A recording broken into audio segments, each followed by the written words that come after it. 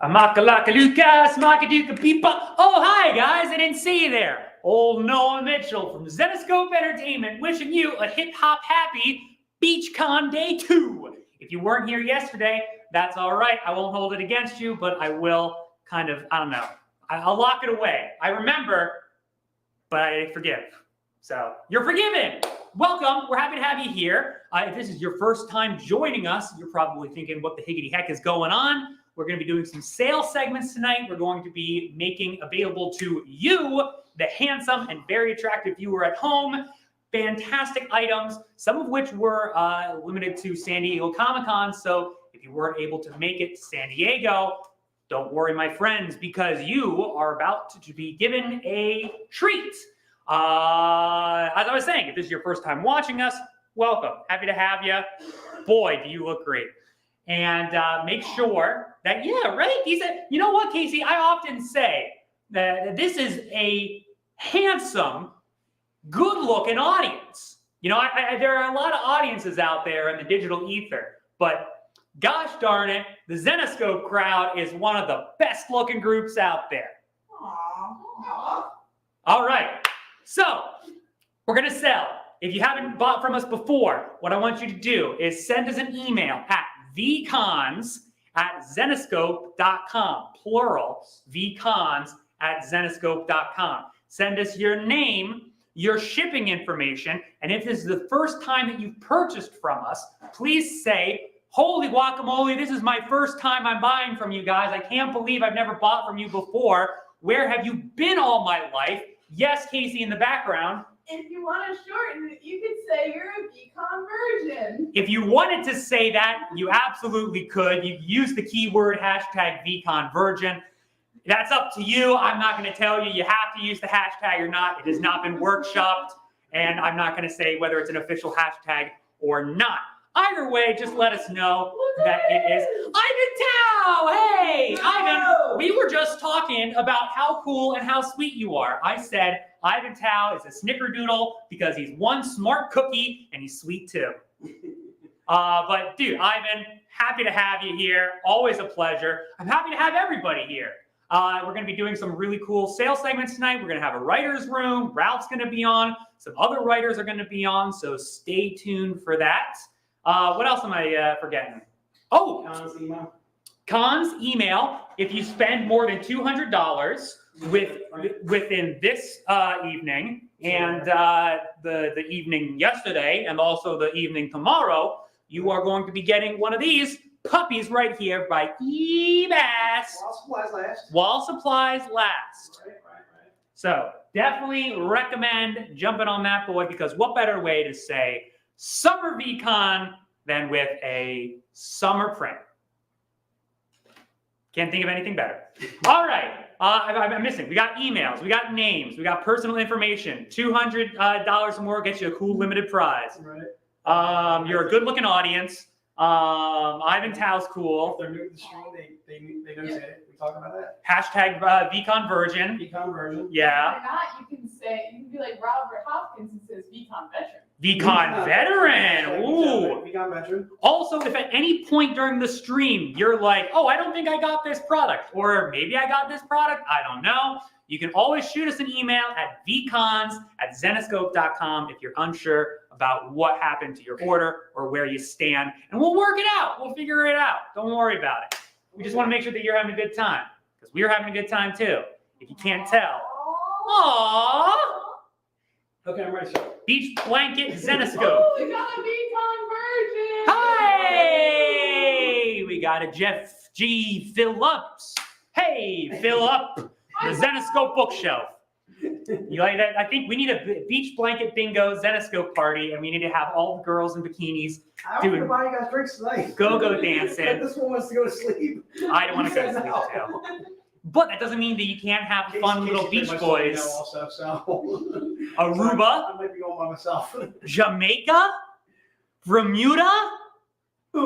Bahama. Key Largo. Key Largo. Oh. Baby, why don't we go?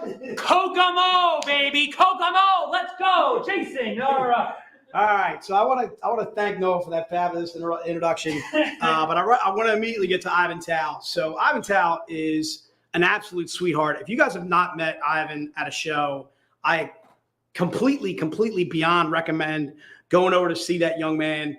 Ivan is just one of the most humble people. He is unbelievable. Abby, right back at you, darling. Ivan is just, oh my God, he's just, God, you just want to eat him up alive. He is adorable. I don't know if it's his wife or his girlfriend that he comes to the con with. She's an absolute sweetheart. They're always taking pictures. They're always hanging out. They come to the booth. Ivan, you are just unbelievable. We are so lucky to have you, my friend. I am so glad. Thanks. See, yeah, I was dressed as Santa, and I immediately regret that decision. I think I lost like 5-10 pounds, which is probably good for me, actually. But anyway, huge kudos to Ivan. I'm glad he got home safe. Really glad you made it back safely. We can't wait till the next time we see you, man. That was really kind of you to tag us in a post that you did. Talking about Dave, talking about myself, Casey, Noah, the whole gang or whatever. We just absolutely had a joy hanging out with you for the little bit of time that we did. All right. So without further ado, without further ado, Kiara, you ready to rock and roll? I'm ready. All right. So Kiara's going to do some selling today, just a little bit later. We're gonna bring out Kiara, and I'm gonna try and do some typing, and it's gonna go really badly. All right. I mean, the selling part's going to go really well, but the typing for Jay is going to go really poorly. But let's rock it out. All right, so we got some new numbers on a couple of items, which we're really happy about. Let's start with everybody's favorite item. So if you got this yesterday, you may not get it again today. I am looking for new buyers only. Chuck, there are no stickers. I'm glad you asked. All right, there are no stickers in the stream for any of the items that we're talking about. This is a Zen box. It's $99.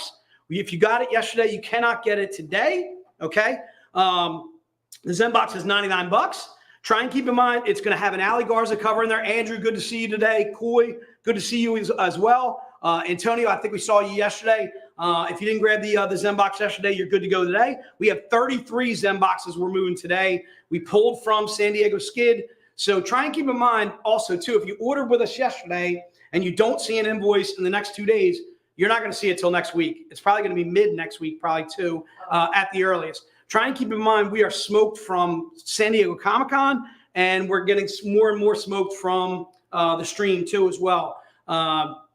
Diane took a couple of days off. Good for her. She certainly needed it. So did Joe too as well. They took a couple of days off, whatever. I think they are back in office on Monday. Don't quote me on that, but I got a feeling. Ivan, let me tell you something, dude. When you get too big for us, please don't go away, okay? I'm going to beg you, all right? I'm going to come to your booth and I'm going to beg you, please keep doing covers for us. Like when DC and Marvel are looking to sign you into a contract, I'm going to beg you, all right? Consider this the beginning of the begging, all right? I'm going to continue to, I'm always going to continue to push you, man. So if you'd like to have an indie publisher that really knows how to push their artists, I'm your guy, man. All right, we are your guys. I love you, Ivan. Ivan, we love you, dude. All right, so it's Zenbox time. So again, it's $99. You're gonna get the Ali Garza that is on the cover that you see here. There's probably a metal buck inside. Maybe there is, maybe there isn't. There probably is. There's other items inside. If you've ever bought from Loot Crate, Loot Crate now, right now, Gary, we're set as far as our VIP Billy event. But I did see that we are adding Pat Shand. So we're not only having Joe, Ralph, Dave Franchini, Dave Wall, we are adding Pat Shand as far as the writers go. We are obviously going to have all the entire staff. We're going to have Dave Sweet there doing our facilitating just like he did out in Vegas. Huge shout out to Dave. Thanks for doing that as always. So again, all the writers that I mentioned, and then the artists will be Ali Garza, it'll be Keith Garvey, and it will be, who am I missing? Elias Chazoudis. Jesus Christ, how could I forget Elias Chazoudis? Love him to death. I can tell you right now, Ivan, that's very kind of you. You're saying that now, but they're going to throw big bucks at you, dude. Big bucks, no whammies, all right? So again, that is the Zen box. If you want the Zen box, please put it into the notes and it shall be yours. I'm going to give Kiara a little bit of time to go ahead and do that. So that gives me time actually to throw out some shout outs to, again, the same VIPs, the same collectors that came to the booth. First of all, we saw Ivan. Ivan, you have to tell me if that's your wife that's with you. And I forget her name. And I'm horrible with names in the first place. She comes to the booth with you all the time. She's always taking the pictures. She is just an absolute sweetheart. If that's your girlfriend, she's a keeper. If she's your wife, you did really well, sir. All right, that's big kudos to you. So I want to say a huge thank you to Crystal and Rick Vandiver for coming by the booth. Harlan Hong, the Kang. Kang, if you're in the stream, dude, Kang, you may now delete my cell phone number. All right, sir. All right. I don't know if I can take any more 3 o'clock in the morning Kang calls. Kang, I'm just kidding, dude. I absolutely love you, dude. Neil Veray, we got a chance to meet out in San Diego. I know I've met Neil before prior to that, but I just can't remember when. Guadalupe Jaso and Tony Kwong. Carol Nadeo. Oh, my God, Carol Nadeo. I could eat her up just the same as I could eat up the Kang. There's Harlan. Harlan, what's up, brother? Harlan, dude, you made my con, dude. Thanks for coming by the booth and saying all the kind things that you did. I'm going to start crying if I freaking keep on talking about it. You guys are just awesome, man. It was great to meet you, dude. I'm so glad you spent the time that you did at the booth, just hanging out. I think you only grabbed like literally a couple of things, but Harlan literally made my con there, along with all the other the VIPs and all the other collectors that kind of stopped over and just said hello. Just really, really awesome. We had Ebas at the booth for a period of time. We had Pat Shand at the booth for a good period of time. We had Ivan stopping over at least 2 and 3 times. Again, it was just really, really awesome.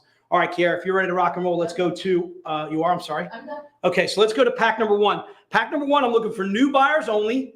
And pack number 1, I got as many as 25. All right. I can tell you right now, Antonio, you know what I do, Antonio? I write them down because there's just so many names, so many faces, so many people. Antonio, I'll never forget you, dude. As soon as you gave me that Dallas Sucks book, I'm going to tell you right now, you've been burned in my brain. All right, so let's get to pack number 1. All right, pack number 1 is quite a few books. It's 1, 2, 3, 4. There's 5 because I think the Garvey's in there too as well. Let me see here. 1, 2, 3, 4. 4 books? 4 books. 4 books. All right, so I got it.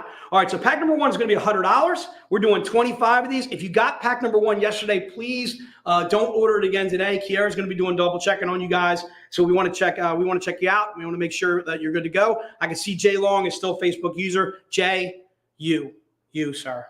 All right, you're good. Maybe you're really bad because you're still a Facebook user, but whatever you're doing, don't change. All right, so you get the eBass. That's part of your pack number 1. This book is going to be definitely in your pack. You're also going to get the Billy Tucci Secret Retailer. But blam. This book, Andrew, what I was trying to get you to do today, yesterday was see if you can look up this book for me on Andrew on eBay and see what it's going for or see what it has gone for. The book itself is Grimm 74 GFT, just original GFT. So GFT 74D, and it's by Billy Tucci. Tell me what that book is going for. Let me know right now because I got a feeling it's a $7,500 book just by itself. It literally, you could sell it and pay for the entire pack of what you're buying. You're also getting this bad boy. That will be in your pack too as well. The Jay Anacleto, we also caught out at San Diego. He was there. Can we check for Steins to see if he got this inbox or not? See if you can answer that question. And that he did. Yeah. Steins, you got it, dude. You got it. Don't panic, sir. You're good. All right, you're good, my friend. And then also you get the Keith Garvey. Let me see if I can get my Garvey paws out of the way. You get the Keith Garvey with your pack number 1 too as well. And the pack number 1 also comes with the card too. Every time you're getting one of those Garvey books, it is going to come with this card. So we want to differentiate. This is not, it's not $60, dude. It's $100. It says right there. See it right there? $100. It's right on the banner, sir. $100, and you're getting 4 books. One of the books alone. You're seeing $60 as far as the book on eBay. All right, so this book, one book, is basically paying for 2/3 of your pack. All right, because this is a $25 book. It's another $25 book. That's $110, and then throw in another $20 book. That's $130. You're getting $130 value for $100 even. All right, there you go. Bam. There you go. Celia looked it up for me. Thank you, sir. I am not jet lagged, Phil. I'm going to tell you right now, I'm feeling phenomenal. And then one of the reasons why I'm feeling phenomenal is I made it a Prince Thursday. All right, dude. I was listening to some Hot Thing, some Alphabet Street, some Sheila E. and Prince, some Sheena, some I don't know, all the women. Jesus Christ, Prince like literally dated every single woman in the 80s, hooked up with every hot singer. Vanity, all those girls. Apollonia. Prince was all over the place. God damn it, that man's a stud. So anyway, I was listening to some Prince today. I'm going to tell you right now, Prince is the man. All right, one of the best guitarists. Right, you can quote me on that. One of the best guitarists of all time is Prince. All right, I'm putting him up there with Clapton. I'm putting him up there with anybody you can name. Big fan of Prince. All right, so that is pack number one. Pack number one again is $100. I think they just notified you that again, one book is literally $60, $70. It's literally 2/3 to 3/4 of the cost of the pack itself. All right, so let's rock on, Kiera. Looks like you're ready to rock and roll. Yep. Let's go to pack number two. Pack number two, I'm looking for new buyers only. I got 17 of these bad boys. So pack number two is going to have the connecting set by Elias. It is also going to have this bad boy. It's going to have this bad boy, I think, right here. So we're talking about 1, 2, 3, 4. Once again, we're talking about $4, right? All right, so we're talking about $4. You're going to get the Tweety. There it is right there. Tweet. You're going to get that bad boy. You're going to also get the Sylvester. I'm going to go ahead and put those bad boys together. All right, so you can see them together. All right, you're getting that connecting set.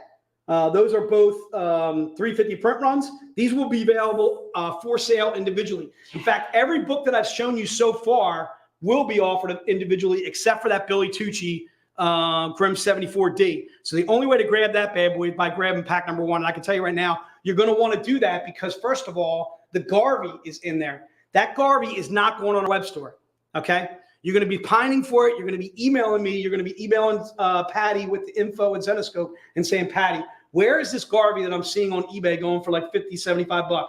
Grab another copy right now. That way you can sell to everybody. All right? Bam, there it is right there. All right, you're getting these bad boys. Oh, it is the other way around. Thank you. Victor, what would I do without you, dude? I don't know what I'd do without Victor. He's Victor. He's Victor too. All right. So again, this is these are part of the books that are going to be part of your pack. You're also getting the Paul Green, this bad boy right here. This was the hot book or the hot book at San Diego. All right. This is going to be offered up individually later. All right. This is all part of your pack number two. And then the pièce de résistance. All right. The book that makes this pack, a steal of steals. Steal is the wraparound, dude. Let's go ahead and show the wraparound. What? You get it? Oh, I got to get over there. Dude. Where am I at?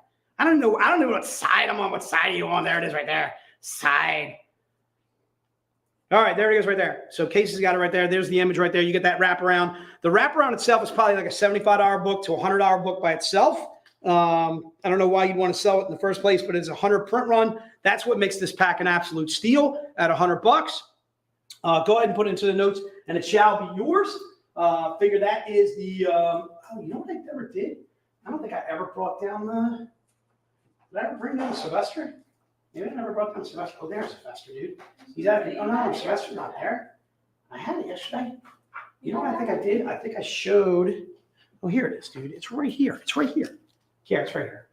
Okay. Good job. I was a little confused. Good job. All right, I got laid. I got laid. Did you? And I'm what did I just say? I have a lay around my neck. Thank you. I gotta take a break. Phil, maybe you're right. I do got you on live, dude. All right, let's rock out some pack number three. Pack number three, I got 4 of them. That's the Z-rated pack for this con. All right, I only got 4 of these bad boys. I'm pretty sure it's already probably sold out by the time I get back to you, but I still want to show you the books just the same. It is this part of it? That is part of it. That bad boy. This bad boy is part of pack 3. 1, 2, 3, 4. How many books is in there? There's 5 books in there? Oh, no. What the book? Is it this one? Nope. It's not that one. Oh, it's this one. Yes, it is this one. All right, cool. All right, so first of all, you get the connecting set, Tweety and Sylvester. All right, those nudes. All right, first of all, you're going to see some absolutely fantastic stickering by Candelas.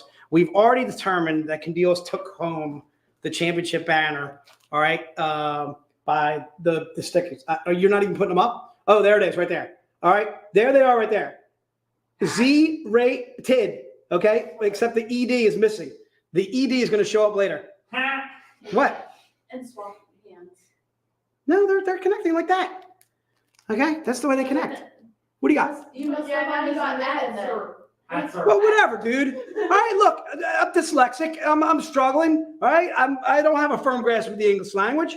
All right, all right. No one ever said Jay was smart. Okay, they just said Jay is the Sultan. All right, they didn't say anything about smart. I'm smart, not like everybody says. Jay, go get the papers. I was passed over, Mikey. You're my kid brother, and I was passed over.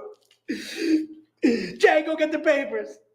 All right, let's get back. I'm crying. Okay. No double ups if they got it yesterday. Yeah, no double ups if you got it yesterday. No double ups. Do you understand the words that are coming out of my mouth? Kyle, thank you, sir. All right, you also get this bad boy. This is, I think my stickies are all kinds of missing here. But I can tell you right now, I feel like this is good stickering.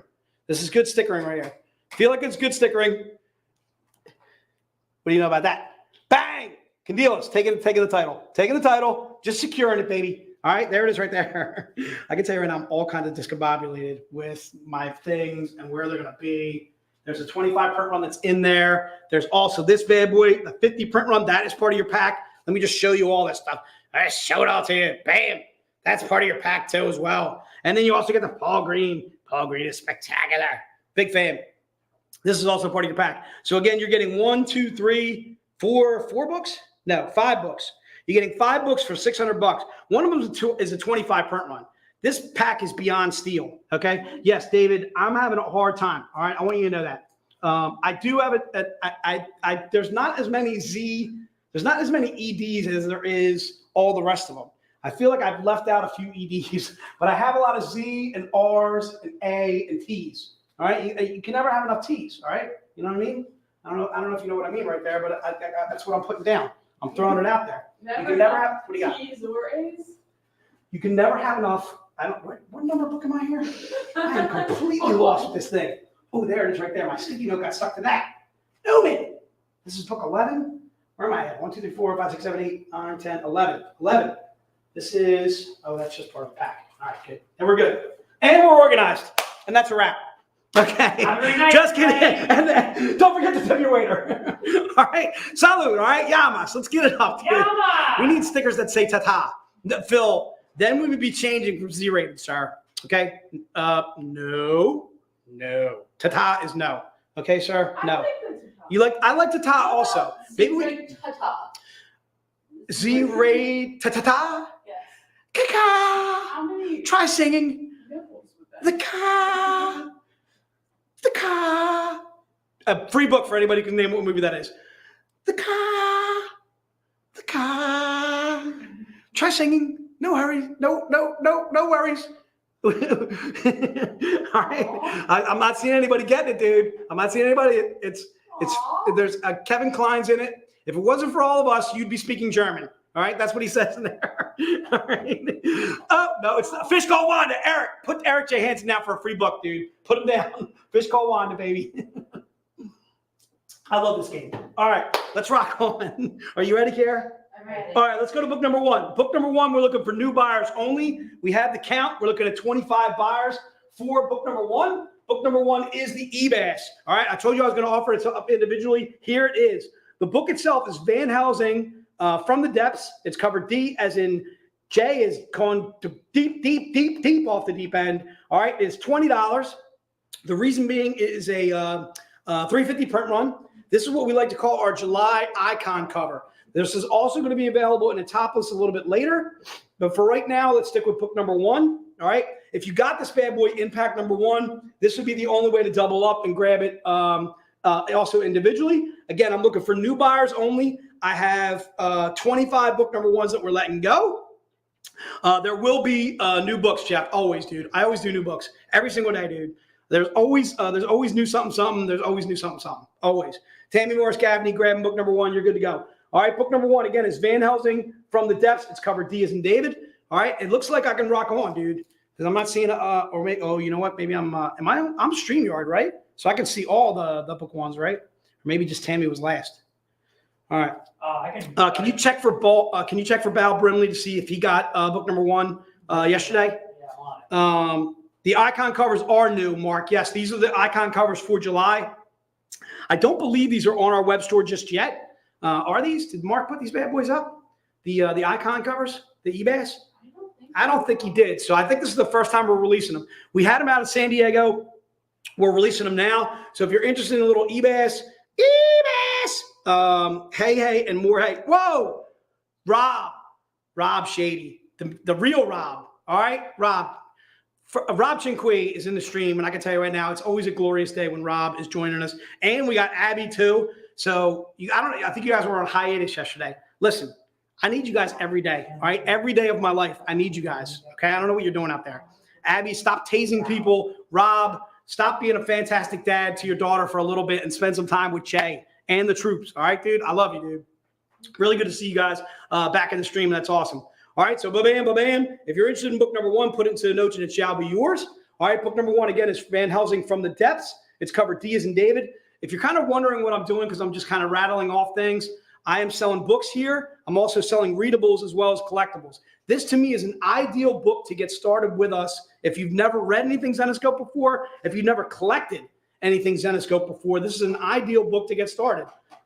First of all, it's Van Helsing. She's one of our phenomenal characters. We do have Karis on the cover. It's a little bit confusing. We're trying to mess you up. But again, you're getting Van Helsing From the Depths. It's a standalone issue, a standalone story, and an awesome collectible by easily one of our best cover artists, Ebass. All right. If you don't know who Ebass is, that's Eric Bassaldua. All right. Isn't that the truth? I hear you, Tammy. All right. So let's rock on. Let's go to, are you ready? Okay. Let's go to book number 2. Book number 2 is a Grimm Fairy Tales book. All right. So this is part of our main series. All right. This is book number 2. Book number 2 is $25. All right. It's a cover by Jay Anacleto. Also, like I mentioned, Jay Anacleto was out at San Diego. You got a chance to catch up with Jay at the con if you got a chance to stop over in San Diego, to stop him over to see his booth. Jay's one of these amazing people who was actually a dentist before he was a cover artist. All right. Don't quote me on that, but I've heard this. All right. But I got a feeling this is true. All right. I don't know what he was thinking. I got a feeling I'm picturing like Steve Martin in what's that movie with the plant? You know what I'm talking about? Little Shop of Horrors. Like I'm picturing that kind of dentist, and then he's like he had to go off the rails and he had to do some cover art. And I can tell you right now, Jay Anacleto, love you, sir. Big fan. All right, so again, book number 2. Book number 2 is Grimm Fairy Tales V259K as in Kick. It's $25. This was part of pack number 1. So if you got pack number 1, this is going to be the only chance to grab it as a double up. All right. This would be book number 2 in your program. All right. The book itself is Grimm Fairy Tales V259K. All right. Audrey too. Matt, you know what I'm talking about, brother. Rob, put your wife on the line. All right. Have her jump on the stream, and I'll speak with her directly. All right. I will do some pleading. I'll get down on my knees. It's not going to be a pretty sight, but I will do my best for you, sir. All right. That's what I do. All right. So again, book number 2, again, Grimm Fairy Tales V259K as in Kick. It's $25. If you're interested in that bad boy, just go ahead and put it into notes and she shall be yours. That is part of our lingerie series. So we just did the icon. We're now doing the lingerie. And again, before you ask, this is brand new also. I don't believe the lingerie covers or the icons are up on our web store just yet. They will be at some point. But for right now, we're letting go of 17 of those bad boys. You ready, Kiara? All right, let's rock on. Let's go to the tweet. All right. Huge fan. Elias, the man, the myth, the legend. Book number 3, $20. Put it into the notes. I got 17 of these bad boys. I'm looking for new buyers only. I may open this up to more than new buyers only in the second hour of, because we're going to be doing some recap. And I think we're doing some recap at a certain time. Let me see. I got this thing written down.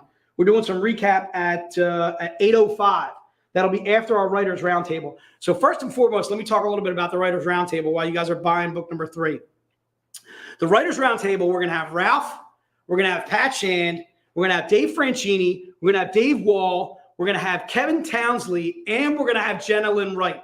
I'm going to tell you right now, this Writers Roundtable is going to be off the chain. All right? You guys got to get a chance to meet and greet some of our best writers, our editors too as well. Dave writes and edits. Dave Wall writes and edits too as well. You're going to meet our editor-in-chief.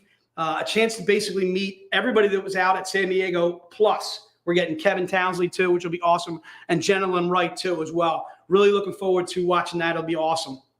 All right, that will be at 7 o'clock, immediately following us here doing the selling. All right, so again, this is book number 3. If you're interested in book number 3, put it into the notes. The book itself is Grim Fairy Tales. It's our May the 4th cosplay. It's our 2022, and it's covered K as in kick. So I think I opened this up yesterday. I'm going to go ahead and do the same thing today because it looks like I got a little bit of time while Kiara is writing down some of the names. All right, so first and foremost, this book has a short story involving Cinderella serial killer princess, and then it also has, do you need me, Kiara? Are you okay? I'm good.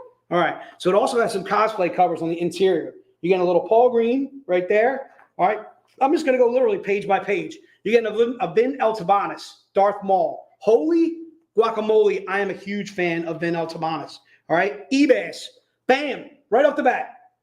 Go ahead, slave leg girl. Do your thing, girl. All right, you're getting some Bobby Breed right there. Holy, Bobby Breed. I gotta look up that young man, find out more about him. You're getting some Riviero, you're getting some Alfredo Reyes. Again, you're getting covers inside of a book too as well. This to me is an ideal way. If all you do is collect our art, this is an ideal way to grab a book of ours that not only has cover art inside on the cover, but cover art on the interior too. You get a little Mike DeBalfo. Mike DeBalfo is a god. I am not ashamed to say that I'm in love with Mike DeBalfo. Krista Laura, I'm completely in love with her too as well. Leo Matos. Just I'm not. You know what? You can't have any more of these. I'm taking them. I'm taking all the rest of them. You guys can't have them. Okay? I'm taking all my stuff and I'm leaving. All right, I'm taking the Elias and I'm taking the Tweety too. I'm taking the Sylvester too as well.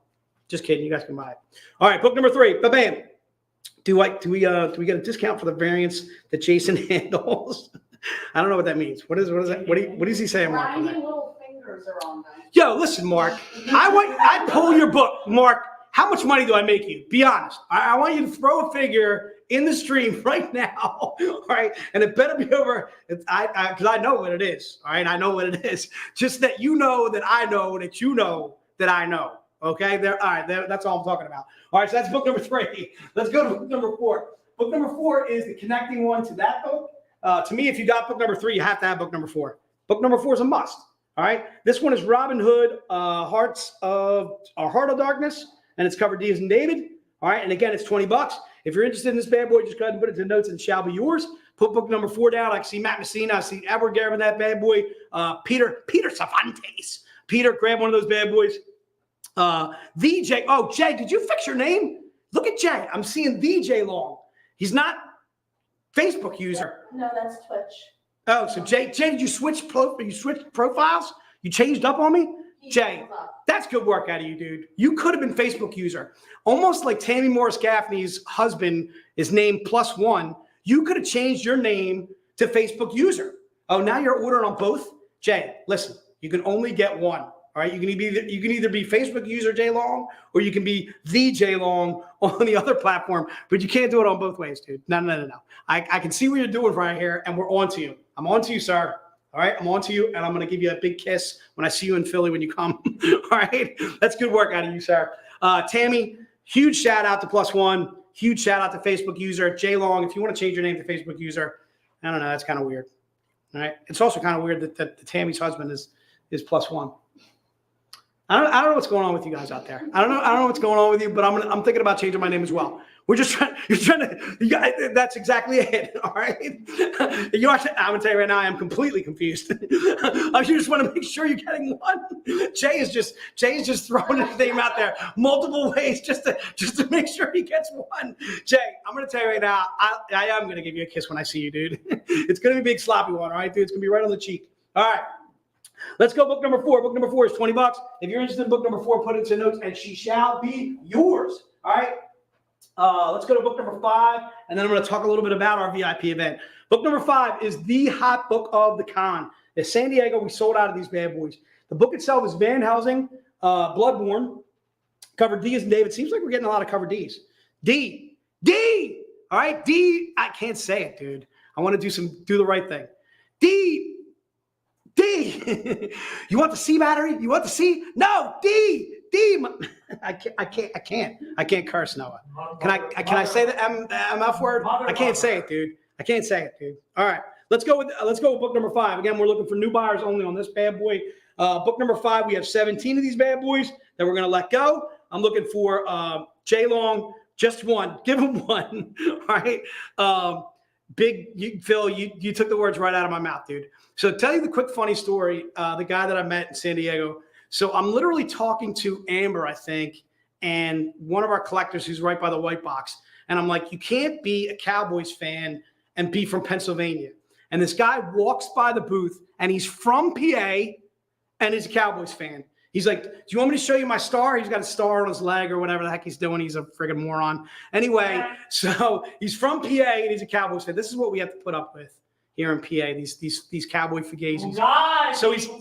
So he immediately starts talking smack. And I'm like, how many parades have you been to again? And he's like, well, none. I don't live in Dallas. And I was like, that's right. But I've been to 4, sir. I'm showing my age, but I've been to 4. And how do you root for your team from afar? 26 years of mediocrity, 26 years of zero of anything, like not getting past the first round. I think they have 1 playoff win in 26 years. He's like, I'm younger than 26. I was like, so what hooked you? Was it the star? Was it the cheerleaders? Was it the losing? What hooked you? What got you? And then he ran away. All right. And that was the end of that. All right. He did run.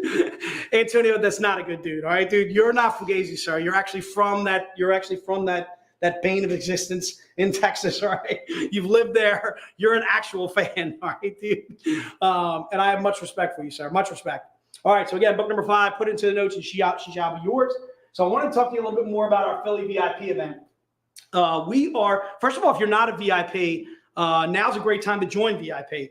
Our VIP reward program is basically a rewards program that rewards you for the purchases that you make with us. So I'm going to talk a little bit more about this when I get to the next book. So I'm going to give you guys a chance to buy this next book, and then I'll tell you a little bit more about VIP. All right. So there is the E and the D. There they are. All right. This is book number 6. Van Helsing, From the Depths. E is an Edgar, and this is book number 6. Looks like we got 10 of these bad boys. All right. So again, to become a VIP with us, all you have to do is literally go to our web store, look up VIP in the search engine. It's $99. The $99 that you spend, first of all, gets you 2 books at least. You're going to get this bad boy right here by Elias Chadzutis. You're going to get something like this. All right. You could get that bad boy. All right. This is the birthday book that you will receive this year. No matter when your birthday is, all you have to do is shoot us an email and say, hey, no, my birthday was in January, but I want the VIP birthday book. Well, we're going to send it out to you, dude. All right. So it's $99 to become a VIP. It's a one-time fee. You are in for life. We do VIP specific product. Okay. Books like this by Dawn McTeague. All right. We do VIP only. You'll see the little VIP on the book. You're going to see these on eBay going for all kinds of prices. All right. We do VIP specific product. We are not only rewarding you for the purchases that you make with us on our web store, but also at shows that we go to, also for the events that we have too as well, but also through your local comic shop. How do you do that? You scan your receipts, you shoot them off to VIP at Zenescope, and you get points for all of your receipts. Mark, yes, you can get a copy if we didn't send one to you already. So again, our VIP program is not only rewarding you with purchases through us, it is also rewarding you through your local comic shop. We're not looking to take away your experience from your mom and pop comic shop. We are looking to expand it. All right. We are looking to sell you variants if you want to have them, sell you collectibles, give you free books, reward you for the purchases that you make, not only through us, but also through your local comic shop. You zip off copies of your receipts, all your Grimm fairy tales, all your Robin Hood, all your Van Helsing, all the books that you buy from your local comic shop, and you're now going to get points for those purchases. These points that you use, you can turn into coupons to use on our web store. You can use them on free books. Could be like a graphic novel, could be a variant, could be prints. If you get up to enough dollars spent with us, you can actually have yourself written into a comic book of ours. There are quite a few people in the stream right now that have been written into comic books of ours. Coy is one of them. Tori Quell is another. Again, a lot of guys have been, Jeff Briggs, Lance Dove, both VIPs of ours that have been written into comic books of ours. It looks like Kiara's ready to rock and roll, so let's go on. Let's go to, I don't even know where I was. So I was at this, book 6. I'm going to book 7. Book 7 is the Anna Coletto. Let's rock out book number 7. All right, so book number 7. Easy wants to bring something up. You do? We'll do book 7. You got it? Let's do book 7, and then once we get some names for book number 7, we'll do some more chatting. So again, I'm looking for 10 people on book number 7. I'm looking for new buyers only. This is the J. Anna Coletto. And once again, Candilas has knocked it out of the park. There it is right there. A&T. A&T. Come on, give it to me, Case. Give it to me. Come on. Give it to me. Jay. And it's Grim Fairy Tales V2, 59 Elves and Larry. So again, your points never expire. You're moving up in levels as you go, and as you move up in levels, you are also unlocking more opportunities to buy other stuff. Does Amber kill you completely without cause? I'm not sure what you're saying there, Phil, but I want you to know that I can rip on the Cowboys freely without looking to my right, and Amber's not throwing things at me. All right, like Zenjamin's. I can beat on Nick's head and say, Nick, why do the Patriots suck? Why do the Patriots suck? Why do the Cowboys suck? Yar, the Hoover vacuum. All right, and I get no disputes. All right, Noah's kind of a little bit of a Steeler fan, but he's a humble Steeler fan over there. All right, it's offending to you, Brandon. Brandon, I don't really care. All right, I'm not really interested. Okay, your quarterback cheated in 3 of those Super Bowls. All right, that's all I'm saying. All right, I'm throwing that out there, and that's what it is. All right. I'm not complaining about Cowboys fans. I'm complaining about Fugazi Cowboy fans or whatever, the ones that are not from Dallas or from that surrounding area, not you, Gary, of course. But that is a complaint. That is the complaint. The fact that these Cowboy fans are in Pennsylvania and I have to talk to them, I have to see them on a daily basis. All right. All right, let's rock on. Let's go. Where are we at, dude? Are you set? Are you good? Are you doing? All right, let's rock on, dude. Let's go to book number. I don't even know what it is. I took the sticky number off. Where's that? Book 8? Book number 8. 8, man. 8. Yes, Brandon, I am talking smack on the Patriots, dude. All right. The reason why I'm talking smack is filming practices, deflating footballs, when you're losing draft picks because the NFL is taking them away from you, well, then something's wrong. Something's amiss. Okay, dude? There's a reason why Barry Bonds isn't in the Hall of Fame. Okay? All right, let's leave it at that. All right, there it is right there. Book number 8, $100. Elias chats you this. All right. Book number 8. I got 11 of these bad boys. All right. Put it in right now. Put it into the notes. Brandon, you can get written to a comic book. What we're going to do is we're going to throw things at you. Isn't Brandon? I think Brandon's a Patriot fan. We're going to throw things at you in your comic book. Yes, the only reason, Antonio, I'm allowed to talk smack is because the Eagles finally won a Super Bowl. Okay, it took them a long time. Okay, it took them a long, long time. If I moved to Dallas, David, I would shoot myself. Okay, there's way too many, like 6-lane highways, tons of traffic, tons of humidity. They do have good barbecue. I know they do for a fact because I've been to Fort Worth a couple of times. I briefly was in Dallas. Thank goodness. Briefly in Dallas. I've been to Austin. Austin was actually a fantastic city. Big fan. But yes, I would never. No, you can't convert. Why convert from your fandom? Why leave your team? That would never happen, David. Absolutely not. There are no Eagles. I'm going to tell you right now, Mark, I'd be willing to bet you money there are Eagles fans in Dallas. I'll be willing to bet you all kinds of money on that one. All right. So again, book number 8, if you want to put that bad boy into the notes, she is it. All right. Book number 8 is $100, and that is the Elias Chadzudis. If you're interested in book number 9 is going to be this bad boy. All right. There is the Z and the R. You were looking for them earlier. I had a lot of A's and T's. I got some Z's and R's. There they are right there. $100. The book itself is Robin Hood, Heart of Darkness. It's cover E as in Edgar, or cover E as in Eagles fly. The Eagles are flying in Dallas right now as we speak. Mark, put it down right now on the record. Jay is saying the Eagles sweep Dallas this year. All right. We go down to Dallas. We whoop them there. They come up here and they get their asses spanked again. Birds win. I'm going to say 10 games, 11 games. But if they sweep Dallas, it could be 12. It could be 12. They got a cake schedule, dude. All right. There's no Tampa Bay on their schedule. There's no Green Bay on their schedule. I'm trying to think of the really good teams in the NFC. There's not much in the NFC in the first place, other than Tampa Bay, other than Green Bay, other than the Rams. It goes downhill very quickly after those 3. It goes to the pretty good. Then you get teams like San Fran, not bad. The Bears stink. Detroit stinks. I mean, it's just a lot of mediocrity. All right, there you go. Write it in the notes. Book number 9. Put it down. She shall be yours. All right, there you have it. Are we getting some Birds will sweep Dallas? Write it down. There it is. Mark, you're making me laugh. You're making me laugh right now. The Vikings can host a Super Bowl. In fact, they hosted when the Eagles won. All right, And I want to say we invaded your city, and it was a fantastic city. All right, you got the mall up there. All right, let's rock on here. We ready to rock? This is book number, whatever it is, 10? 10, baby, 10.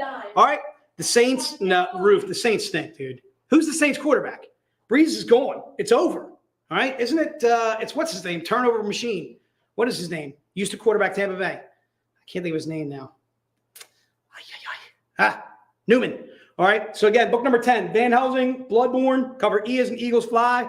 What is his name? Christmas. Used to quarterback Tampa Bay, Jameis Winston. Thank you, Phil. Jameis Winston is now quarterback in Tampa Bay. They do have the white dude that freaking loves to run. What's his name? The jack of all trades. That dude. What's that? They do not have Forrest Gump. Jameis Winston. Thank you, Steve. So again, book number 10, if you're interested in that bad boy, put it to the notes and she shall be yours. Book number 10, I got to go flip over the page. We're doing 10 of these bad boys. 10, baby. All right. Yes, Taysom Hill, Christopher. Put down Christopher a book. Okay, he nailed Taysom Hill, dude. Taysom Hill's not an easy get. All right. Put down Christopher for a book. I got him covered too as well. Who did I got a book for somebody else too as well. Who did I say? I can't remember now. These free books. I'm promising all kinds of free stuff. That's what Jay's doing. It's a Prince Thursday. Prince, hot thing, Bailey 21, hot thing, looking for big fun. I'm a big fan of Prince. I was doing some singing in the warehouse. There were people up front that were telling me to shush. All right. Again, Paul Green, write it down in the notes. Book number 10. I'm feeling it today. Feeling it. All right. Eagles sweep Dallas. Not a free Z-rated book. Don't get crazy, Jeff. All right. All right. So book number 10, again, it's Van Helsing, Bloodborne, and it's cover E as in Edgar. Kiera, are you ready to rock? Yeah. All right, let's go book 11, dude. Book number 11 is this bad boy right here. It is a 50 print run. Book number 11. Did we sell out of book number 11 yesterday? I guess we did. All right, so it's a wraparound. It's a Z-rated. All right. Z, R, and then A and T. Once again. A and T, Z, R, and it goes in order this time. Z, R, and then A, T. All right. The free book will be one of the ones that I manhandled, or Joe, or one of us. All right. There it is right there. All right. You get that bad boy, and this bad boy is what? $225, dude. The book itself is our Grimm Fairy Tales May the 4th. I can't open this bad boy up, but it has those cosplay covers inside, and it's $225 for the book. Do we even get it in one person getting it? Yeah. We got one? All right, let's open it up to everybody. Whoever wants to grab it, even if they got it yesterday, you can go ahead and grab book 11 again. So book 11 is, again, it's a 50 print run. There's only 50 made of it. This was part of pack number 3. So you may have already doubled up by grabbing it in pack number 3. Yes, Celia, there is a non-Z-rated wraparound. In fact, I'm going to be showing it to you soon. All right? Wait, actually. Yes. The color one is in pack number 1. In pack number 2. And pack number 2? Pack number 2. All right, so get Celia. Celia, you get a pack number 2, dude? Is it Z-rated on the inside? Jeff, you already know the answer to that question. No, it is not. It is just a Z-rated cover. You just get the Z and the R and the A and the T. Z. Ed. Where are the Ed? I keep on messing. Celia, if you want to pack number 2, that has the 100 print run wraparound. And in fact, that 100 print run wraparound is only in pack number 2. Thanks, Case. All right, that is book number 11. All right, let's go on to book number 12. Book number 12 is this bad boy right here. Book number 12 is a non-Z-rated wraparound, but it is the pencil version. All right, so I don't know if you're looking for that, Michael. If you're interested in that bad boy, then it could be yours. This is the pencil version, book number 12. This is a 25 print run. This was not offered in any pack. So this is the first time I am showing you this bad boy other than yesterday. The book itself is Robin Hood, Heart of Darkness. It's cover F as in Frank. Again, it is book number 12. It's $250. I got to take a look at my time. All right, I'm in good shape for time-wise. I got about 6 minutes. I think, no, we're doing some, what are we doing? We're doing something, right? We're doing some beach bucks, dude. Beach bucks. We want to give away some beach bucks, dude. I think we want to do random number generator, or we want to do like a snail for beach bucks. We're never using random number generator. We're never using random number generator again? No. All right, so I would say, Case, why don't you start? I'm thinking beach bucks should be trivia that we come up with. Well, we're already doing trivia, though. We're doing trivia at 8. And that's questions that Noah had already set aside for after the roundtable based on some stuff. So pay attention to the roundtable, kids. All right, so yeah, we can't do trivia. I'm saying let's either do random number generator or we'll do a snail. All right, let me get set up with this. All right, dude. Yeah, let's do a couple snails. We'll do a couple snails for 5 minutes, dude. Matt wants random number generator because he feels like his snail is not on the juice. So, Matt, you are probably the only person that's going to want that random number generator. Everybody digs a snail, dude. All right. So, again, this is book number 12. Book number 12, again, is a wraparound. Put it into the notes and she shall be yours. Ding, ding, ding. All right. Where are we at here, dude? We're going to book number. Oh, are we ready for book number 13? 13? It's going to be crazy. All right. So, book number 13, first of all, you get the card with it. It is the Keith Garvey. It is not going to be on our web store. This is definitely new buyers only. All right. New buyers only, $25.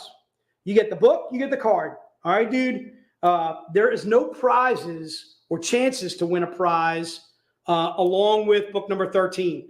Okay. This card will just be the card itself. Okay. We're doing some Christmas in July that is completely different from this. You'll get some cards. We're going to talk a little bit about Christmas July a little bit later. But for right now, we are just doing book number 13. And I'm looking for new buyers only on book number 13. The book itself is Van Helsing, From the Depths, Eyes in Indigo. All right. It is $25. It is a $250 print run. It's a cover by Keith Garvey. This is the chance to grab this bad boy. Then come see us at the Philly VIP event. So at the Philly VIP event, we are going to be rocking the Philly VIP event. It is going to be Ali Garza, Keith Garvey, like I mentioned, Elias Chadzudas, all the writers that I mentioned, Ralph Tedesco, Joe Bruscia, Dave Franchini, Dave Wall, Pat Shand is going to be joining us. It's going to be awesome. Pat's going to fall in love again. We're going to take him out. It's going to be absolutely fantastic. You're getting the entire staff. All right. I think Rebecca coming to Rebecca's coming to the VIP event? I think. Is she cosplaying? Do we know? We have to find out. You know what? Her dad might know. Her dad's in the stream. David, do you know if your daughter's coming to the VIP event? Rebecca was kind enough to join us out in San Diego, and she absolutely killed it. Rebecca was dressed as Hellchild one day. She was dressed as Sky another. She was one of my Santa's helpers another day. I'm going to tell you right now, Rebecca just absolutely kills it at the booth. David, she is absolutely fantastic. She's a great addition to Zenescope. We are really, really lucky to have her. I want to say a huge thank you to all the girls that joined us at the booth. We had Rachie. Do we have like a something page for Rachie where we can kind of give it, like, throw her a plug? It's Faces by Rachie on Instagram. I know. All right, so on Instagram it's Faces by Rachie. Mm-hmm. All right, can you pop that in the stream and then also throw out what's her name? I can't believe I can't remember her name. Marianne, yeah. Can you throw like her little love too as well? So again, some absolutely fantastic cosplayers that joined us out in San Diego. We got some just awesome times. We were able to go out to dinner with Rachie. She was able to hang with us. Also, of course, Rebecca too as well. The whole entire Zenescope gang, which is absolutely fantastic times. So there's Rachie right there. If you want to take a look at her, I can tell you right now, Rachie is just a bubble of joy. She is just an absolute sweetheart. Oh my God. She's just awesome at what she does. Does a lot of cosplay. She was rocking Karis one day. She was rocking Alice, I think, another day. She was just rocking. She was awesome. And then, of course, a huge fan of Marianne too as well. Thank you, Marianne, for joining us out in San Diego too as well. All right, are we ready to rock and roll? Let's do it, dude. Let's go to book number. Oh, let me see where we're at here. Ooh. All right, I think I got time for it. Let's do it. Let's go book number 14, then we're going to cut it there. All right, so book number 14, I'm looking for new buyers only. Book number 14, we're doing 25 of these bad boys.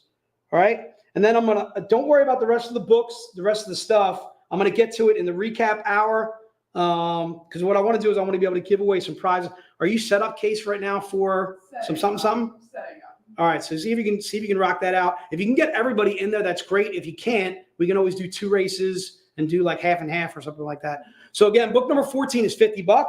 And we got plenty of them. We got 25 of these bad boys. You also get the card too as well. So what I want to kind of mention is that this is not part of the Christmas in July promo that we're doing where you can actually win a trip to San Diego.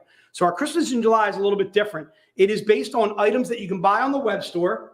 Okay. You are buying these items on the web store when Mark sends you an email, sends you something about the Christmas in July. What's different there is you actually have a chance to win all kinds of different prizes. You're getting cards. Do we have that graphic for the Christmas in July? Can you pop that bad boy up with all the cards, all that jazz? We have a new one actually. We have a new one? Like the what If I can find it real quick. Yeah, if you can find the new one, that's great. I'm putting you on all kinds of stuff right now, Case. No, you're getting me stressed. All right, look, dude, I need you. All right, so you can do some whining, dude. You can actually do some complaining. All right, you can do some complaining. So the Christmas in July, first of all, it's awesome. It is based on what you're buying on the web store only. All right, there it is right there. You're going to get one of those cards with each order that you do. It could be like, say, 10 single issues, could be a graphic novel, something, or whatever that sale is. You take advantage of it on the web store. You're going to get one of these cards mailed to you, and the grand prize winner is going to get a flight and a room to San Diego. And dinner. Comic-Con, dude, and dinner. 2023. We're taking somebody to Comic-Con. We're taking you to Con. It was Con, sir. He put creatures in our ears. The captain was strong. All right. And I make an excellent Santa. David, thank you. David, could you confirm for us whether, oh, that's David Wall. I thought it was David, the other David. Anyway, I think we're ready, Case, if you're ready. All right. We're going to do some, what are we going to do? We're going to do some snail racing for bucks. All right. I'm going to call Noah up here to do some buck throwing with me. All right. No, I need you, dude.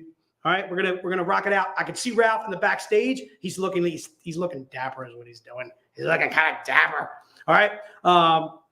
We're going to be getting ready with our writer's room. I got a feeling we're going to have to knock everybody off to get all these writers on. So if you're going to knock me off, you need to do it because I think I ended the stream the last time I did that. I think I pushed that. Oh, actually, I can't do that because it's a TV screen. No, I did it with time before you. All right. So that just makes us partners in stupidity. Twins. We're twinsies. All right. Here, take that. Sir. All right. We got some bucks we got here, bucks. baby. We're going to be giving away some bucks. Hello. Yeah, what we want to try and do here is we're going to give you some coupons for the web store. We want to reward you for the purchases that you're making. We got a little bit of time here. Case, whenever you're out, it looks like Casey's setting up. I can see it. I can see it in the background. All right. See it in the background. Who do we got? Ralph, if you can, give me a thumbs up to let me know that you are pretty close on the stream. Oh. If you're not, I can always go. I can always go to another book or something like that, Ralph, if you need more time. So I got plenty of time. Casey killed a dolphin in San Diego. No, I didn't. Casey wanted us to ride some roller coaster, dude. And they had strewn dolphin blood all over the roller coaster. Casey wanted to support this. Casey said, I want to ride that roller coaster. And I said, do you know that roller coaster is lubricated with premium dolphin blood? Yeah. Bottlenose. She doubled down. Bottlenose dolphins killing on the roller coaster, Mission Beach. Absolutely terrible. All right, we're ready to rock and roll. Case, if you can, sit them. Hey, no, it's dolphins. Oh, what a great choice. Dolphin killer. Phil Zill, the light blue. Jay Long. Does Jay have multiple entries here because he's like on Facebook and all kinds of stuff? Jay, if I see a different Jay Long or something like that, DJ Long, we're going to veto your dolphin based on being on dolphin. I like these dolphins. They're taking their time. They're swimming. They're swimming. Just keep swimming. Just keep swimming. They're look at them move. They're bobbing up and down. They're riding the waves, baby. Escape. Must be Italian. Oh, and all of a sudden it's come down to it. Tammy Morris, look at her go. Tammy Morris is kicking. Wow. +1 is pushing the water behind her. There's +1. Oh, she went out of the water. She went out of the water. Free Tammy. +1 just pushing right across the field. Good job, Tammy. You're going to give Casey PTSD. Tammy Morris can't be stopped at +1. That's a pretty good dolphin. That's solid. Yeah, because I was upset over Casey killing killing my brethren. That sounds like a well-created my fellow dolphins. Here's the thing. Casey knows how intelligent dolphins are. He knows that they're mammals like you and I. But that doesn't stop him from killing them. In fact, I think that she gets a kick out of it. We're just kidding. No dolphins were harmed in San Diego, nor were they harmed in the filling. Look at Tammy Morris Gaffney still jumping. She's jumping around. She's jumping around. She's literally just jumping out of the water. +1 is like literally taking her and just throwing her up in the air like a trampoline or something like that. Hooray! Honey, go, honey. Yay! Okay. All right, Case, let's set it up again. Let's go one more. We're going to give away one more coupon. Let's do this. We got Tammy Morris Gaffney. We're going to do a second. All right, let's do it again. Let's do it. If Tammy wins again, then +1 actually gets. Can we see some fast dolphins? Or we we speed it up? Like go maybe like a minute and a half and go speedy dolphins. Or even just 45 on fast. I like dolphins. I definitely like the dolphins. Let's stay with the dolphins. Stop killing them. Let's say it. We'll ride. We'll ride. All right, let's go. And they're off once again. Look,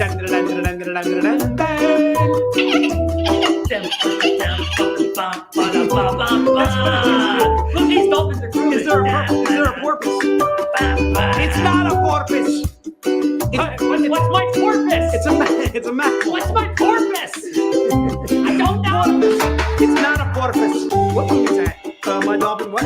My dolphin got eaten for Shark Week. Let me tell you right now, Jeff, I am a huge fan of Shark Week, dude. Shark Week, baby. If you guys watch the comedians, dude, the guys from New York, they were on Shark Week, and they are unbelievably hysterical, dude. You know what I'm talking about? There, porpoise. Oh, who got it? Who got it? Oh, good job, David. This time is his daughter pushing through the water. Rebecca is pushing David off. Stop it. That's all I got. All right. Good job, David. David Ross.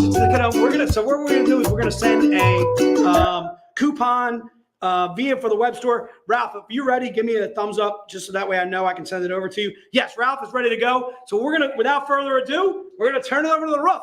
Thank you, sir. Ralph. Oh my God. If I had to listen to music anymore, I was going to jump out the window. Okay. I don't know what's going on over here. The inmates are running the asylum. I don't know what's happening. Okay. Hey guys. We're doing a writer's room. It's a very serious business. There's no alcohol in here, I promise. It is BeachCon, after all. So let's bring on, let's do one more dolphin race. I'm just kidding. Please, God, no. Let's bring on my esteemed editor-in-chief. He's laughing back here, David Wall. Wait, I have a song for you. Duh. Tammy's dolphin went leaping out of the water for 20 minutes before we did anything else. I can't bring on Franchini because I don't know. He's just missing. Hey, Dave, can you hear me? You're muted. I don't know what you did. But while you're fixing your mute button, let's bring on. Oh, here he is, our publisher, David. We couldn't hear the music. We could. Wait, can you hear me now?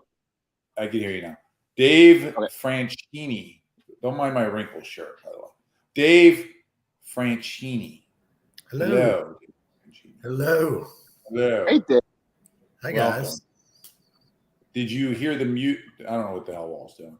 Did you hear the music? Yeah, I kind of love the music. It goes a little like this. Never getting that out of my head. It's never getting out of my head. Okay. We'll continue down the row here.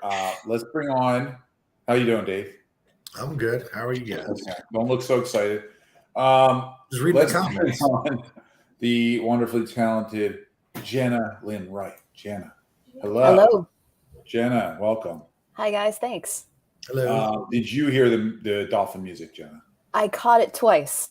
Okay. And 2 times was enough. Do you want to hear a third Half time? of once was enough. I think I'm set. I think I'm all good. Okay. If you want to hear it again, we're happy to play it. Casey, I appreciate that about you. Next up, we have we have 2 beautiful men coming on, beautiful beards. Let's vote on who has the better beard. All right. Next up is my friend, good friend of mine, Kevin Townsley. Hello, Kevin. That's an impressive beard. What's your stance I on knew dolphins? Kevin pre-beard. That's how long I've known Kevin. Yes, I look like Ralph. You look like me. Just 6 months. I am Ralph. Yeah. Welcome, Kevin. Hello, gentlemen. How's everybody doing? Good. Good. And we have another beard coming on. And Jenna, You- sorry. Nice to meet you. Yeah. It's okay, Hello, Kevin. nice to meet you.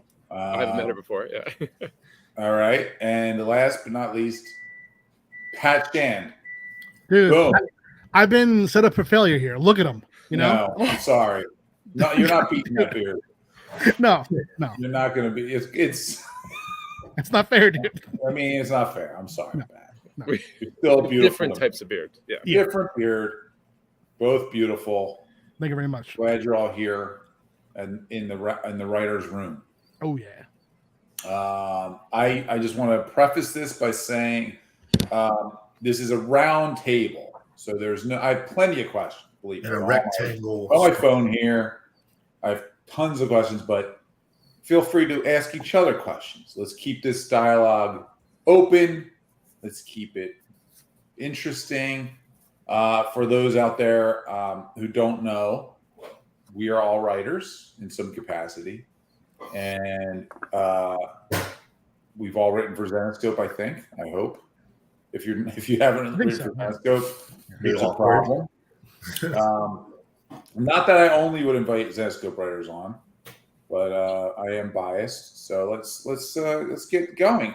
Why don't we go around and everyone? I want you to introduce yourselves, and also while you introduce yourselves, I want you to tell everybody, what made you want to pursue a writing career? What made you decide to become a writer?